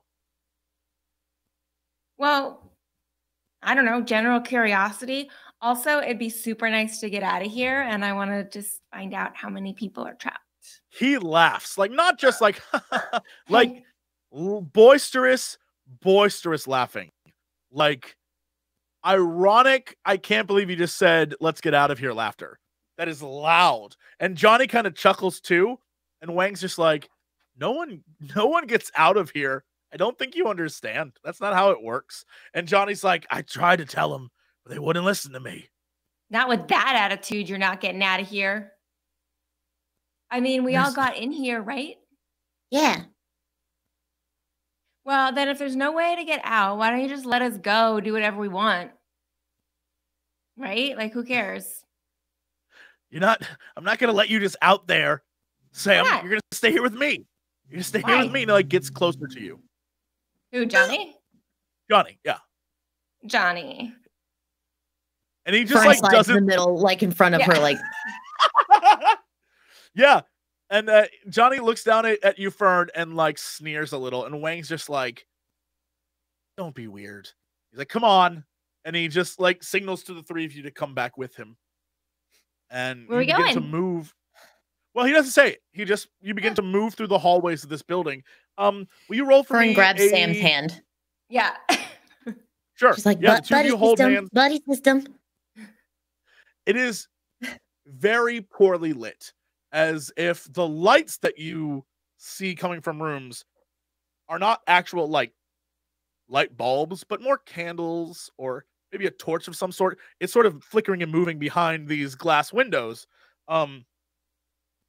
Will you roll for me again a comprehend or investigate so you can determine maybe a little bit of what this place is? Yo! Ooh. Sam, you notice this place as the local swimming pool area. This is the main entrance, and to your right is the women's locker rooms. To your left is the men's locker rooms, and the hallway that you're going down to leads to the pool. But you don't smell like a chlorine smell. This is that indoor pool where all the swim teams would meet from the high school and everyone would sort of go. And during the school year, it was a place of like, oh, we got to prep for swim team. And then during the summer was crazy pool times and everyone would go there and like show off their latest outfit and actually not go swimming, but instead just like lay around. And because you are in the Midwest, no one actually was outside. You were just like an indoor pool because, you know, snow. And so you recognize this place as a place you've been to before. And as you enter into the main swing facility, you notice that the pool is completely empty, except for what appears to be a small makeshift camp set up of various tarps and various sort of like scraps of metal and sticks and poles holding everything up, and then a kind of entrance way that leads down the steps that would lead into the pool and into the like shallow end of the pool that makes its way down to the deep end. And you can sort of see they've created like a makeshift town in the pool itself. I guess these guys literally went off the deep end. That's good. I like that. That was really funny. I like it. Do you think your That's brother's the episode. somewhere? Yeah. You think your brother is down here somewhere? We got to find your brother. I really hope so. That's what I've been He's not hoping the gonna be whole time. I just, Yeah. I don't know. Maybe he's crazy too. Maybe he won't even remember No. me. Maybe I didn't exist in this universe or something, you know? No, well, he's gonna remember you, but there's only one way to find out, and he's not gonna be creepy. He can't be creepier than Johnny. Oh no, nobody's creepier than Johnny. No. As the group of you begin to descend into this makeshift town, the sort of wind on the outside, you can hear it on the glass around this room. It's a square room. And if I had to, I think everyone kind of knows what an indoor pool looks like, but just to describe it again, you have the pool in the middle, you have these sort of tiled floors around it, and then you have these tall walls with a row of single windows up towards the top, and then more ceiling, and then sort of like beams and support structure up above. And so the windows up at the top, you can hear them shaking as the sandstorm wind like bats against it. But for the most part, this is a sound structure, and everything appears to be very, very safe and secure. As you go down into this makeshift town that's been created, you see women and children, people that you had no clue were here before. And from every indication, there has never been any discussion of anyone other than the 5 scientists and this mysterious older female character there. Never been any discussion of them at all. It's like these people have been sort of hidden away. And there's a someone trying to start like a makeshift fire, but in a little tiny container as not to like burn everything down. You can see that there are 2 children running around playing tag. They may be the only 2 children there. You do not know, but you see children, like actual children. People are living here. But yeah, this is it's weird that Sam, you think back into your revelation about Johnny, that he like hasn't seen anyone in a long time. But there are all these people here, and it rings to you as being weird. But you move through town, and you end up at what appears to be a lab, like a little makeshift lab setup, and with his helmet off and his rags gone, Fern, you recognize Frank standing there mixing something together.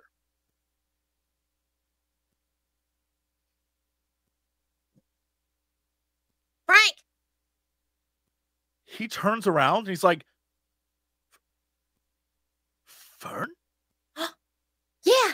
Yeah, you remember me? My God, it's been 15 years.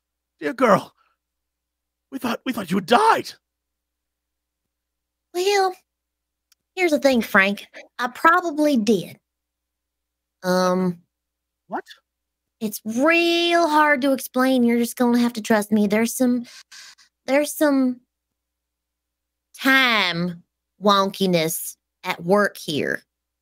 Okay. So, that Fern that you knew is probably dead. There's another version of me that probably died. I don't. Okay. But that's. Do you remember? I don't know if this is going to be the same Frank or not. You're just going to have to bear with me here, Frank. When we went through the fog and that gigantic bear thing was chasing us, do you remember that? Did that ever happen? That happened? Yes, of course. And then, what's his buckets? Got his arm torn off? Yes, so I. Yes, that. it's a shame. It's a shame he died, but yes. So that was me. But I have that same memory, so that must mean that maybe I died. Maybe that was like 15 years ago.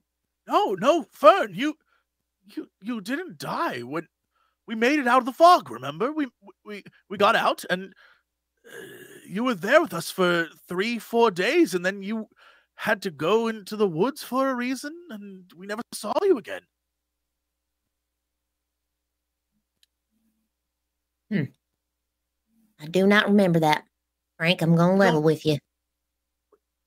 You said you were looking for your brother, and you went off into the woods because you thought he would be there. My brother. Is he here by any chance? I don't. You never mentioned your brother's name. I don't know who that is. His name's Fred. Fred? Uh-huh. There's no one here by that name. He was there in the other one. He was there in the other universe. Fern, Frank, do you know anything about fog? About, like, fog machines?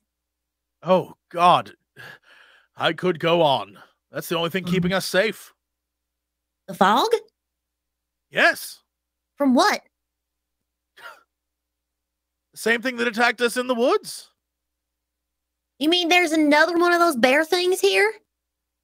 A bear thing? Yeah, my girl, like the I don't.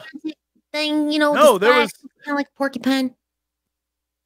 No, those are just animals of the forest. We've never had any trouble with them. The thing that attacked us was the beast. Right. What beast? What? Here's the thing. I'm thinking maybe we have different recollections of this event. So can you recall what this beast looked like? Certainly.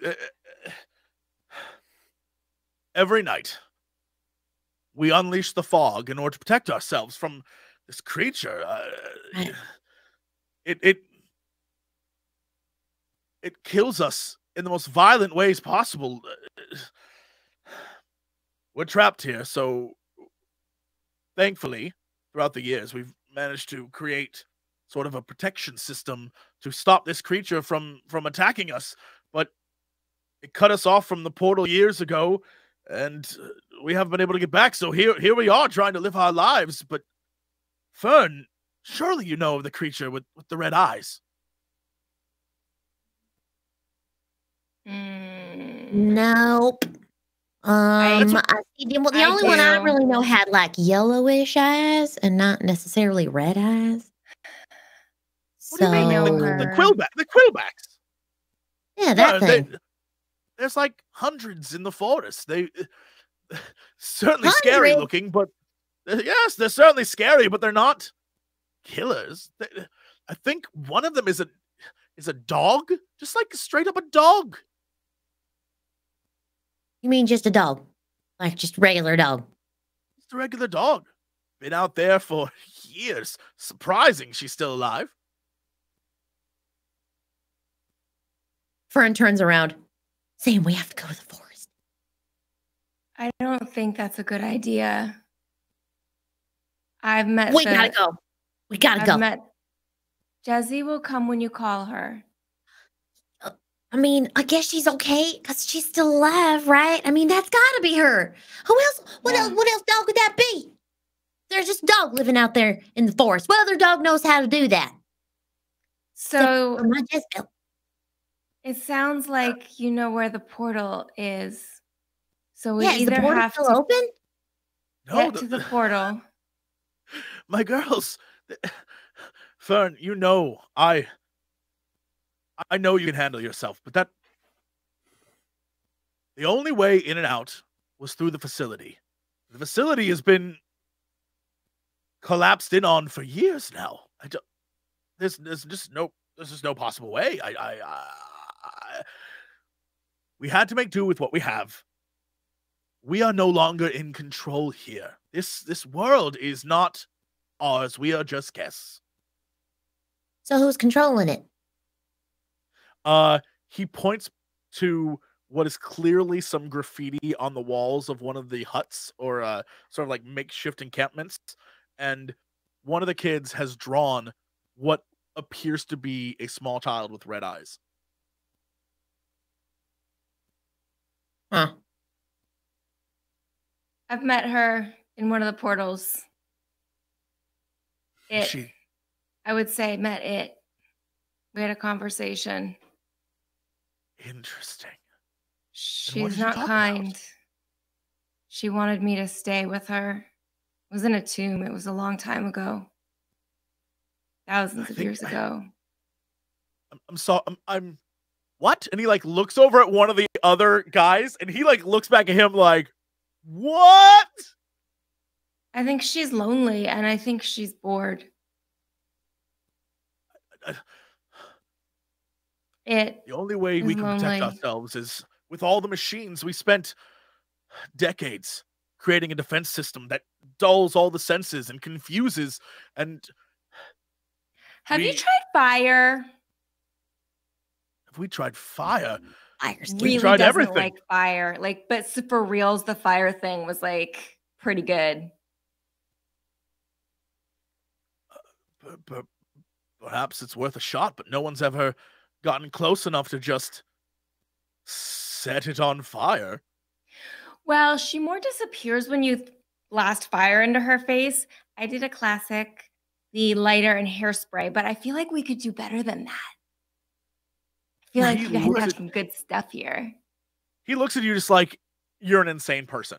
Because everything you just said, I was back thousands of years ago. I shot fire at this thing that has killed, to this point, numerous amounts of his friends. Yeah, everything is, he does not know what to think about anything that happened. Okay, I see that you think I'm a crazy person, and that's totally fair because everybody around here is crazy. The world's crazy. Everything's like totally insane. But do you have a flamethrower? I'm just saying it can't hurt to try, right? You're trying everything. We don't. The only weapons we have, and he sort of like points to a rack, and it's just spears with sort of metal spikes on the end of it. He's like, yeah. The flying beasts are the only real threat here, and they're just hungry animals. Oh, got spears. The hell you hunting? Dinosaurs? Have you seen those creatures? They're very close. Oh, yeah, like the birds, yeah. Yeah. The pterodactyls. One of the guys in the back laughs, and he's like, that's a great name. I'm all like, I feel smug. I'm like, pretending I made it up, which I totally didn't. Yeah, I guess. But she only comes out at night, right? She comes out when she comes out. We just protect Oh. ourselves at night. We release the chemicals at night because we have to sleep sometime. It protects us. What do the chemicals do? The chemicals just keep her away? Yeah, it dulls all the senses. We've determined that despite being a creature of some sort, it still tastes and touches and smells. It must be tracking us through one of those means, so we distort all of them. It affects us just as well as it, but when you're asleep, it doesn't really matter all that much, and then in the morning it turns off and goes back to normal. Let me ask you a question. Does Johnny live here, or does he live by himself in the school? He looks over and he goes, like, I don't think to this point he even saw Johnny was present. You turn around and Johnny's sort of been in the shadows a little bit. And he looks at him and goes, Johnny. And like walks past the two of you and is like, Jonathan, what did I say? And he looks kind of scared. And Frank slaps him across the face. Just like smacks him. And Johnny crumples into the ground. And Frank's like, you're never to leave. You are to go to the school and always be there. Why are you here? And he slaps him again. Whoa! Not cool. And now we know why Johnny's an abuser. He is a victim. Frank, being no, said- he just found us out in the desert and brought us here. You know, so you don't have to hit him that hard. You know, maybe just like I don't have to hit him, but it's the only way he learns. And he slaps him again. And Johnny Well, like He I did is tried. hit me crying like now. a few times. Johnny's That crying is- a little bit. Johnny, pick yourself up. Jeez. Yeah, Come on, Johnny, Johnny. Give him a 1-2. Johnny doesn't do anything. He's sort of like just frozen as Frank like slaps him again. And is like, get out of here. Go back to your post. There's not a lot of Johnny- workplace respect around here, man.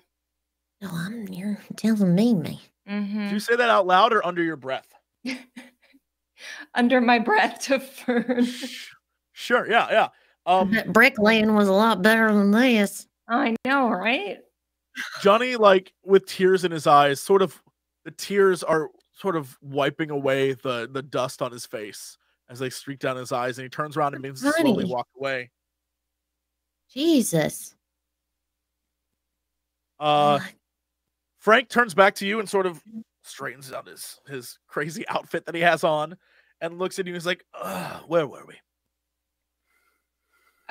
Before you started hitting Johnny for like no reason. Just, talk about a little girl who's killing everybody and how we can get rid of her. Ladies, when you exist in a world that has killer shadows, sometimes you must be aggressive in how you handle things.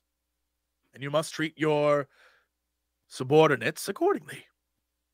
Of course. You I understand this, understand. Fern? Of course Yes. you do. Absolutely. Thank you. I'm glad someone does. And he sort of looks over at one of his other like men in the same outfit, and you can tell that this guy is also a subordinate of Frank. Like he looks at you and looks at Frank, and as Frank says that stuff, he goes from being like, oh boy, that was a scene, to yes. Oh, Frank, so you kind of run the show around here, huh? Yes, I do. Someone has to. Oh, well, that's cool. Well, no, it's true. Somebody does have to. I totally get that. I mean, you're facing a lot of adversity. Mhm. And everybody has to work together. I mean, like if people aren't working together for the same purpose, then everyone's just doing it under their own devices. That doesn't work. It's like anarchy and chaos. Yeah. Absolutely. Oh, for being so young, I'm so happy the two of you understand. It's hard here, but I know that if people just listen to me, we can get through this. And one day will find a way home. Yeah, I mean, you have their best interests in heart. I do. They Of know that, though. course. I'm sure that they know that. No one understands that better than you, I'm sure. Fern, I think you'll want to see this. And he sort of welcomes the two of you up to this podium with all the scientific equipment he's been working on, and he pulls back a like cover, and underneath the cover you see two partially constructed little gold orbs.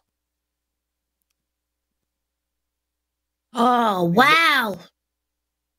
Yeah, Those he looks at you look and he's like, expensive. oh, Fern, once these are done, we'll have our own, and then we can open a portal and get home, and everything will be fine. Don't you see? Huh? Yeah. Well, how are you making these exactly? I helped make the first ones. By God, I can make these. Right. I forgot you were part of that. Well, how can we help? Well, we need more parts. The only problem is that all the metal that we can find in this hell is in the facility. And every time we go to the facility, we lose more members of our team. Where's the facility? Oh, you mean the big hole in the ground? Oh, no, I don't. Oh.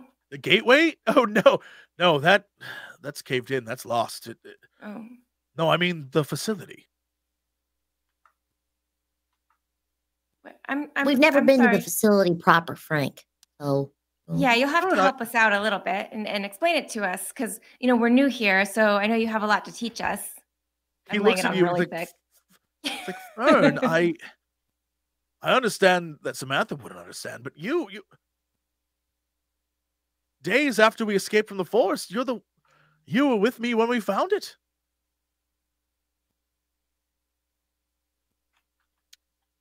Surely you remember with the symbols, and it's the very first place we ever discovered when we created this world. Really? Wait. Back up. Did you say we created this world? Like I helped? Oh, my dear, no, not you. We, the general sense of we. But we discovered this location. Okay. Technically rediscovered, because clearly people had been there before. Was it like a hole in the ground? Well, I mean, it was like a dig site. Yes. All right, Frank. I've had some major memory loss. I think you should take us there again, if you can, if it's safe. Why in God's name would I do that? That's where it lives. In the dig site? Yes. Sam, is that where you saw it? I met her in it looked like a cave or the inside of a pyramid. It was a crypt, a tomb. It was dark.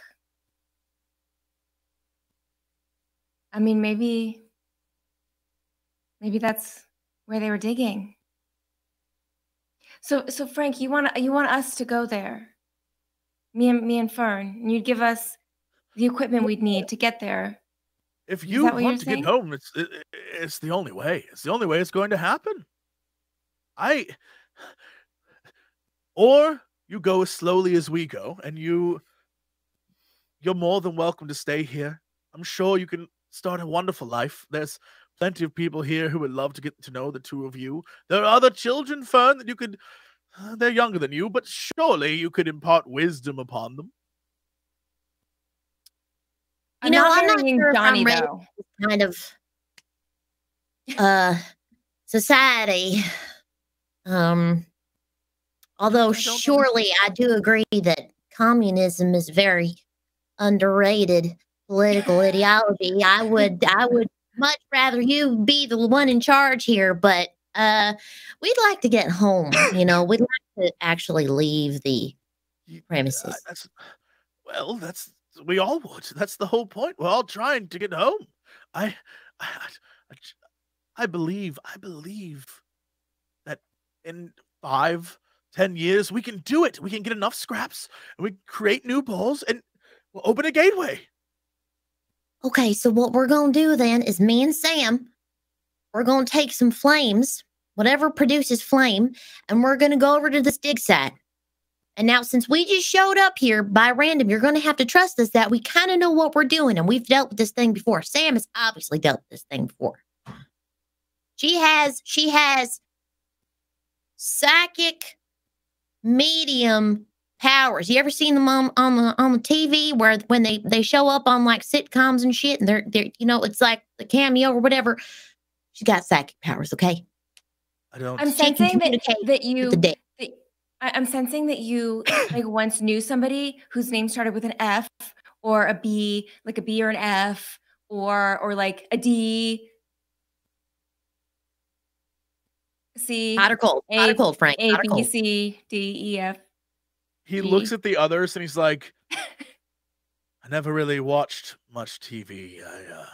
I hear I Love Lucy was wonderful. And he like laughs at the group of you and it's just like, I don't think you understand. There is no going back. We're here. You can't convince me otherwise. The things I've seen, the stuff I've had to do in order to keep all of us alive. Either you're with us or we're going to have to ask you to leave. And frankly, I don't want to do that. No, you don't have to. We just want to help. We all have the same mission. The men who are around him sort of like form up around the two of you. There's no issue. So this is mildly intimidating, and all we're saying is that we're just here to help. We all want the same thing. We're all on the same side. At first, everyone is scared. Don't worry, Fern, Samantha. I know you're terrified. You don't have any reason to be. We will get home. I believe. I know, but there's just no way to do that right now, and you must accept this. You must accept it, and then you can then help us.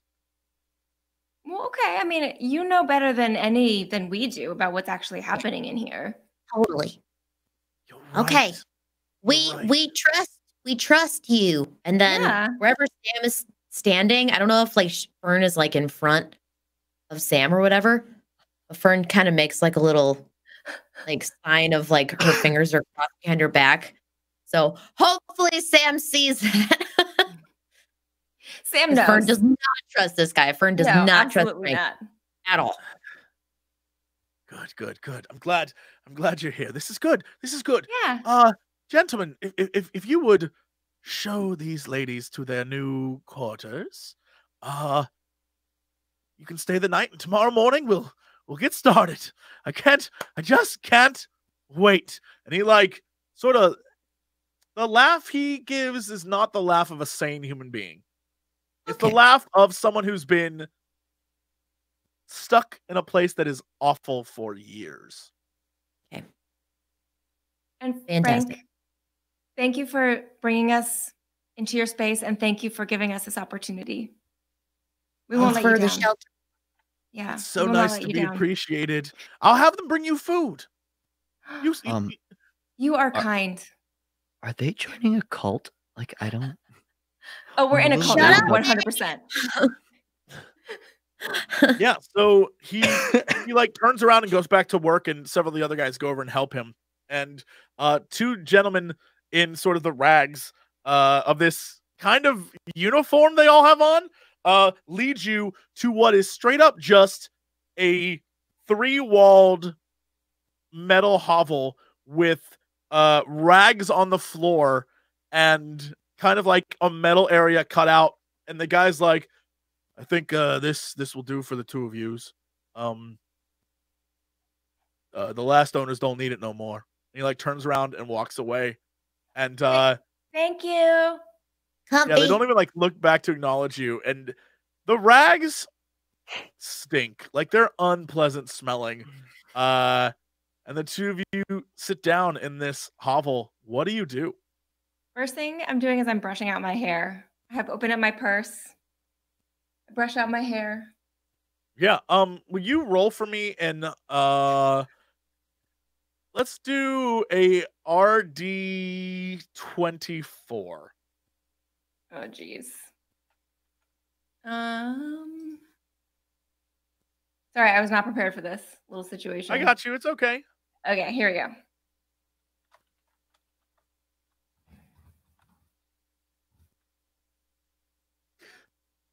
Takes you exactly 22 minutes to get all of the dirt out of your hair and out of your purse. You sort of dump everything out and just sand comes out of it with it. And you just go to town trying to get everything out. Fern, while Sam is busy for exactly 22 minutes, what are you doing? She's looking at ways to escape this room. It's not locked, right? They're not locked in. You're not locked in. You There's can no like explore if you want. guards, but, right? There are guards. There are plenty of guards, but none of them are like on you. Right. Well, when Sam's brushing her hair, Fern is just kind of surveying everything, just kind of like running her fingers like over the wall, like, I think Eddie's right. I think we just joined a cult. And she's looking for like windows. Now. Yeah, she's looking for like windows. Are there any windows here? You have a little cut window in one of the metal walls of your hovel, but the only windows, like I said, are maybe 30 feet off the ground up on the walls going around. So you are in the pool itself. So there's a wall around the pool. Then you get up onto the tiling around the pool, and there's another 30 feet, and then those little tiny windows in a pool that like let light shine down on the pool itself. And then maybe one or two small skylights up above you can kind of see, but there are rafters that sort of block that light. We've got to convince Frank somehow. We've got to like somehow prove our loyalty to him. I thought he was going to let us out of here. I thought he was going to let us out in the morning. We were going to go scavenge for him. Was he? Did he say that? He said, "Oh, tomorrow we'll get started." But what the hell does that mean? Are they going to like start gutting us like goats, sacrificing us to everything? As you talk about this, an older woman comes up and just looks at the two of you. She's like, "It's been so long since we've had such beautiful young girls here." And she leaves you a plate. And on this plate is, and by plate I mean it's like a hubcap, but on this plate is mushrooms and weird sort of like something that kind of looks like a cheese, and then a grilled animal of some sort.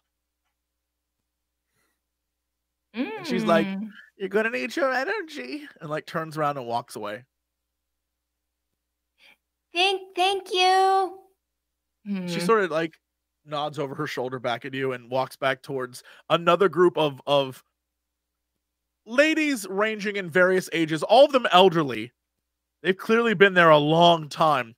But will you roll for me a investigate or comprehend, the two of you? See if you can recognize something. Can I roll again? I'm going to re-roll. Sure, of course. Damn. Fuck, dude. No, right, remember, you have your abilities too. If there's something you can use, maybe. Although I think both of your abilities involve violence. Yeah, both of your abilities are violence based. But yeah. Several of them you recognize wearing jumpsuits, but you don't know where you remember that jumpsuit from.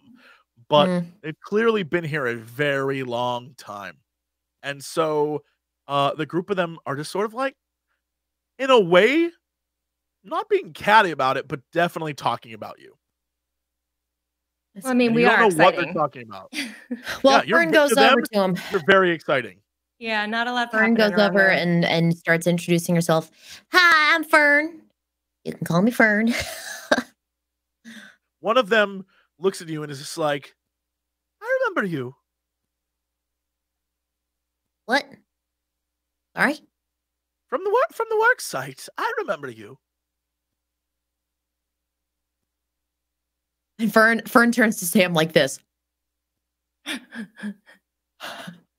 You mean like from that one time when we visited you? Yes, you and your father, you were the talk of the entire day. I'll never forget. It was a bad day, as I recall. You showed up, and hours later, well, here we are. Does it not bother you that I haven't aged in that since then?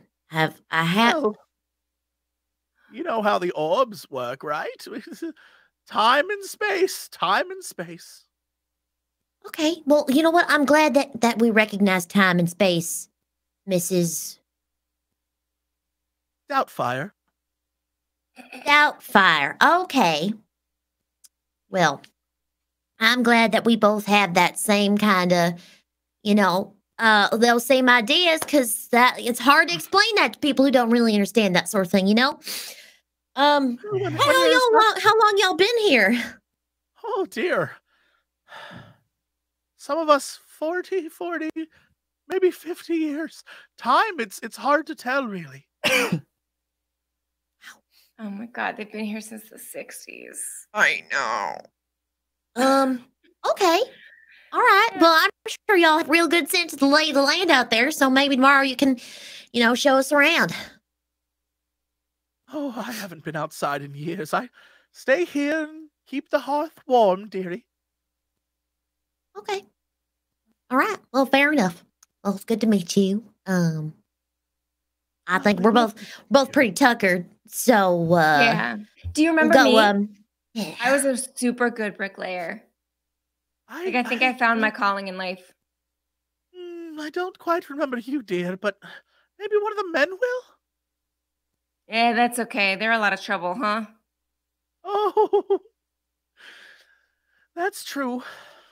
And she looks off in the distance, probably a lot of people that she knew are dead now. She's probably thinking back to all the people that were there at one time and now are not.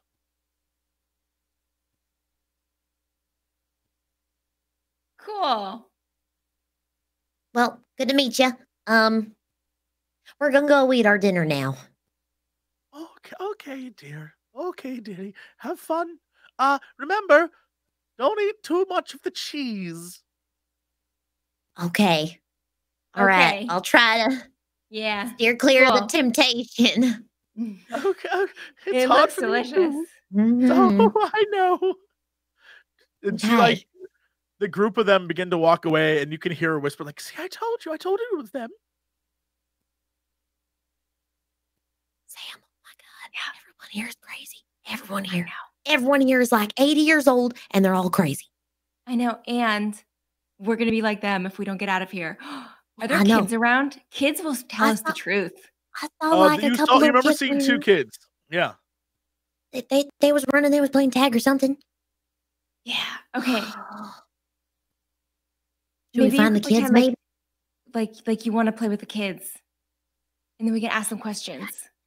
Oh, we could be we're going to be your babysitters. Yeah. But I totally read Babysitter's Club. Oh, it makes me think of pizza. I haven't had pizza in so long. We're going to have pizza again. Yeah. It's a pizza pact. Okay. Right. Okay. Let's go find the kids. Okay. Yeah, you sort of creep out from this metal container that you're living in, and you begin to walk for maybe a minute or two. It isn't a big area, and you have to squeeze through what they truly believe are nice walkways between living quarters, but are cramped passages. It is you're trying to squeeze through areas that people probably shouldn't squeeze through, and you hear two little kids up ahead giggling. Hi. What's your name? I'm Samantha. Hi, I'm Fern. Flip my hair. The two children. Oh yeah, the two children, one a boy, one a girl. They turn to look at you, and you can see that their skin is a little reddish and a little not scaly, but something is different. Something is off about these kids. They have definitely been born here in this world. They do not look. They're humanoid and very human looking, but there's something off that you don't quite recognize. And they turn to you, and they both like wave. And the first one says, "Hi." And the second one says, "My name is," and the first one says, "Smithy." And the second one says, "Jill." Hi, Smithy and Jill. Are you playing a Hi. game? They both say hi at the same time. Are you twins? That's so fun. They laugh and like, "We're not twins." Oh. You're just best friends. Best friends. Best friends. Yeah, this is Well, my that's best friend, Fern. That's like me and Sam. We're best Yeah. friends too. And Can you- inside, Fern is like, I'm best friends with Sam. The first one, the first Smithy is like, "Can you?" And then Jill says, "Finish each other's sentences." No, I mean, you'll have to teach us how to do that. Yeah, we're not very good Smithy at that. says- We say a lot of different stuff. Yeah. Smithy's like, "Well, then how can you?" And Jill says, "Be best friends." Well, you'll have Well- to show us how to do it. Yeah, we want to learn from you guys. Well, first, you have to look a little like us. Oh, are you the only ones who can do that? Yeah. Oh, yes. That's because we're special. You are? Wow. Wow. Yeah, were you born special or did you have to practice real hard? No. We weren't born special. We became special. You did? How do you That's so become special? exciting. You have to be I mean, it's just- baptized. Oh, I've been baptized. I was baptized in a sink. I don't think so. Okay, maybe they don't mean that kind of baptism. So when you say baptized, what do you mean? I don't understand what you're saying. Did it So happen you said- outside? Yeah, did you go outside? Did you have to, go in any like water or anything like that? Silly. We were babies when it happened. Yeah, I guess. Do you not. remember it? How could we remember it? Oh, I don't know, just because it sounds so special. Yeah. It was special for us. Are you like psychic? They both laugh at you, the exact same laugh. I think that's a yes. Okay, tell me think- what I'm thinking right now. Smithy looks at you and is like, "We can't do," and then Jill's like, "That." Okay, well, what can you do then? I don't believe you're special. I don't think you have any powers at all.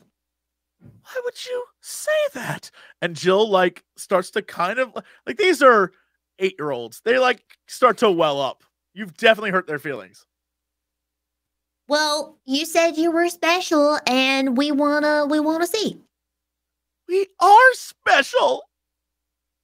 Oh, I bet it's so cool. Will you please show me, please? Oh, I bet it's the best. No, They're you special. suck. And they like turn around and walk away. Aww. And like Smithy puts his arm around Jill, and she's definitely crying. You very much upset them. Okay, I'm Well, gonna they are chase just after them. kids. Yeah. I'm gonna chase after them. And I'm gonna say, I'm so sorry you're upset. We really didn't mean to upset you. We just think you're so interesting and so cool. We just wanted to learn more about you. We're gonna tell Frank on you. Oh. Yeah, do it. I don't think these kids Oh, they're we ready in their life. Will. Don't We listen will. to her. We will. Oh. I'm sorry. We just wanted to be your friend. I'm sorry. You're mean. Oh. Well, that makes me feel really bad. I don't. sad Fern is now. of the opposite mindset of Sam right now. The two of them are just I'm like trying to suck up to the walking creepy away. children. Oh yeah, no, they are not fans of the two of you at all. You have made a bad first impression. I'm Okay. not chasing after dragon babies. Bye. Come by later. We'll share our cheese with you. Smithy like pauses for a minute and Jill pulls him along. We have lots. Yeah, no, now they're Just gone. come They by. turn a corner and they're gone. The sound of children laughing has faded from camp. Well, they're creepy. Well. Yeah, they're fucking They creepy. creep me out. They're super creepy. Creepy devil woman lives inside them. What? For sure. That creepy girl with the red eyes lives inside of them. What makes you say that? Because she owns the place and they got her spirit. Because I maybe read too much Anne Rice. I don't know. Maybe okay.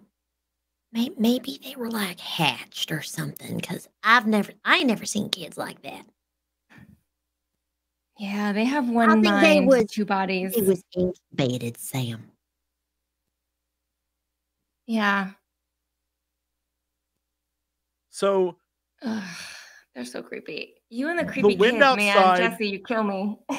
the wind outside is very just like constant and thrumming on the walls of this building, and it slowly lulls you into sort of like relaxation where you're just exhausted. You've been through a lot. You've experienced a lot, and you're just like kind of over it. If you two could roll for me an RD10. Both of you, please.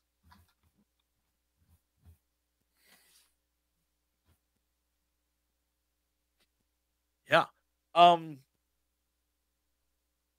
The two of you go back to your hovel, and Sam, you manage to stay awake for the next 3 hours or so, but then the noise just lulls you to sleep. Fern, stay up a few hours more, kind of concerned about the situation, but you can't really do anything else.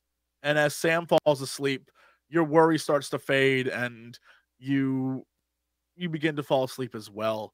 The hours fly by, and we cut to Eddie and Clarence, who are staring at Clarence's watch as the time begins to tick down to 1 in the afternoon.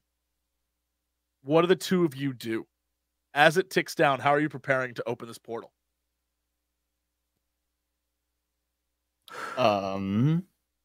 What have you done over the last 3 hours? Like, what have you brought with you? Like, give me some of the things that you've, like, it's been hours, like an entire day. What do you do? What are you preparing to do? Well, they may be hungry, so I've gone and got some pie. We have some pie ready. Right, of course. Delicious pie. Yeah. If Frank takes my pie, I'm done. I'm out. You have your holy scepter. I got the Holy Avenger. Yeah, don't worry about that. Yeah. Don't you worry about that. And I have I have an empty pistol. Yeah. You do have I have my I'm gonna take, do we have those backpacks that we got like a long time ago from the Oh, yeah, with all the stuff in them. Mm-hmm. the stuff in them? I don't necessarily, the candy, mine was just filled with candy. I'll take that. That's right. The candy bag. Yeah, Candy bag, yeah. I'll grab some medical supply, like some of the gauze and stuff, just in case it hurt. Yeah. Trick or treat, dum-dums. As the two of you begin to prepare and put everything away, and you're standing there with your scepter ready to unleash hell, it ticks down to 1 p.m. exactly. What do you do? Open the portal. Open it up. What was the? As the clock hits 1, You blast the portal open, and you see in front of you the forest. You see this world that you've been to a million other times, and the two of you step on through. And that is where we will end it for today. And we'll see if you were correct in your assumptions. And we'll We're in a continue terrible to see place. if maybe Yeah. you can find these two who are trapped behind enemy lines, question mark. And who knows what's about to happen.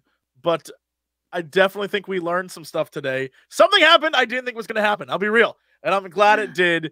Even though it put the focus all on one person, it was huge revelations, hopefully. So that is what we'll do for today. But let's go around this room here and see what people are up to. Ken, what's going on with you this week? Man, well, I'm finally over my sickness that I had forever. We started potty training our daughter, so that's been an adventure. Good time there. Damn. Oh boy. I got got Wow. the stream thing going. The guys at No Pixel let me play on their GTA server, so I've been trying that out. It's pretty fun. And I've been playing some Stardew Valley here lately too. That's been a lot of fun. Oh. Yeah, pull that old gem back out. Mm-hmm. I just, for the first time, was like, mostly because of Morgan was like, Stardew Valley. I was like, all right, I'll do it. So I played it with some friends. Boy, first off, I'm not very good at memorizing things without a map.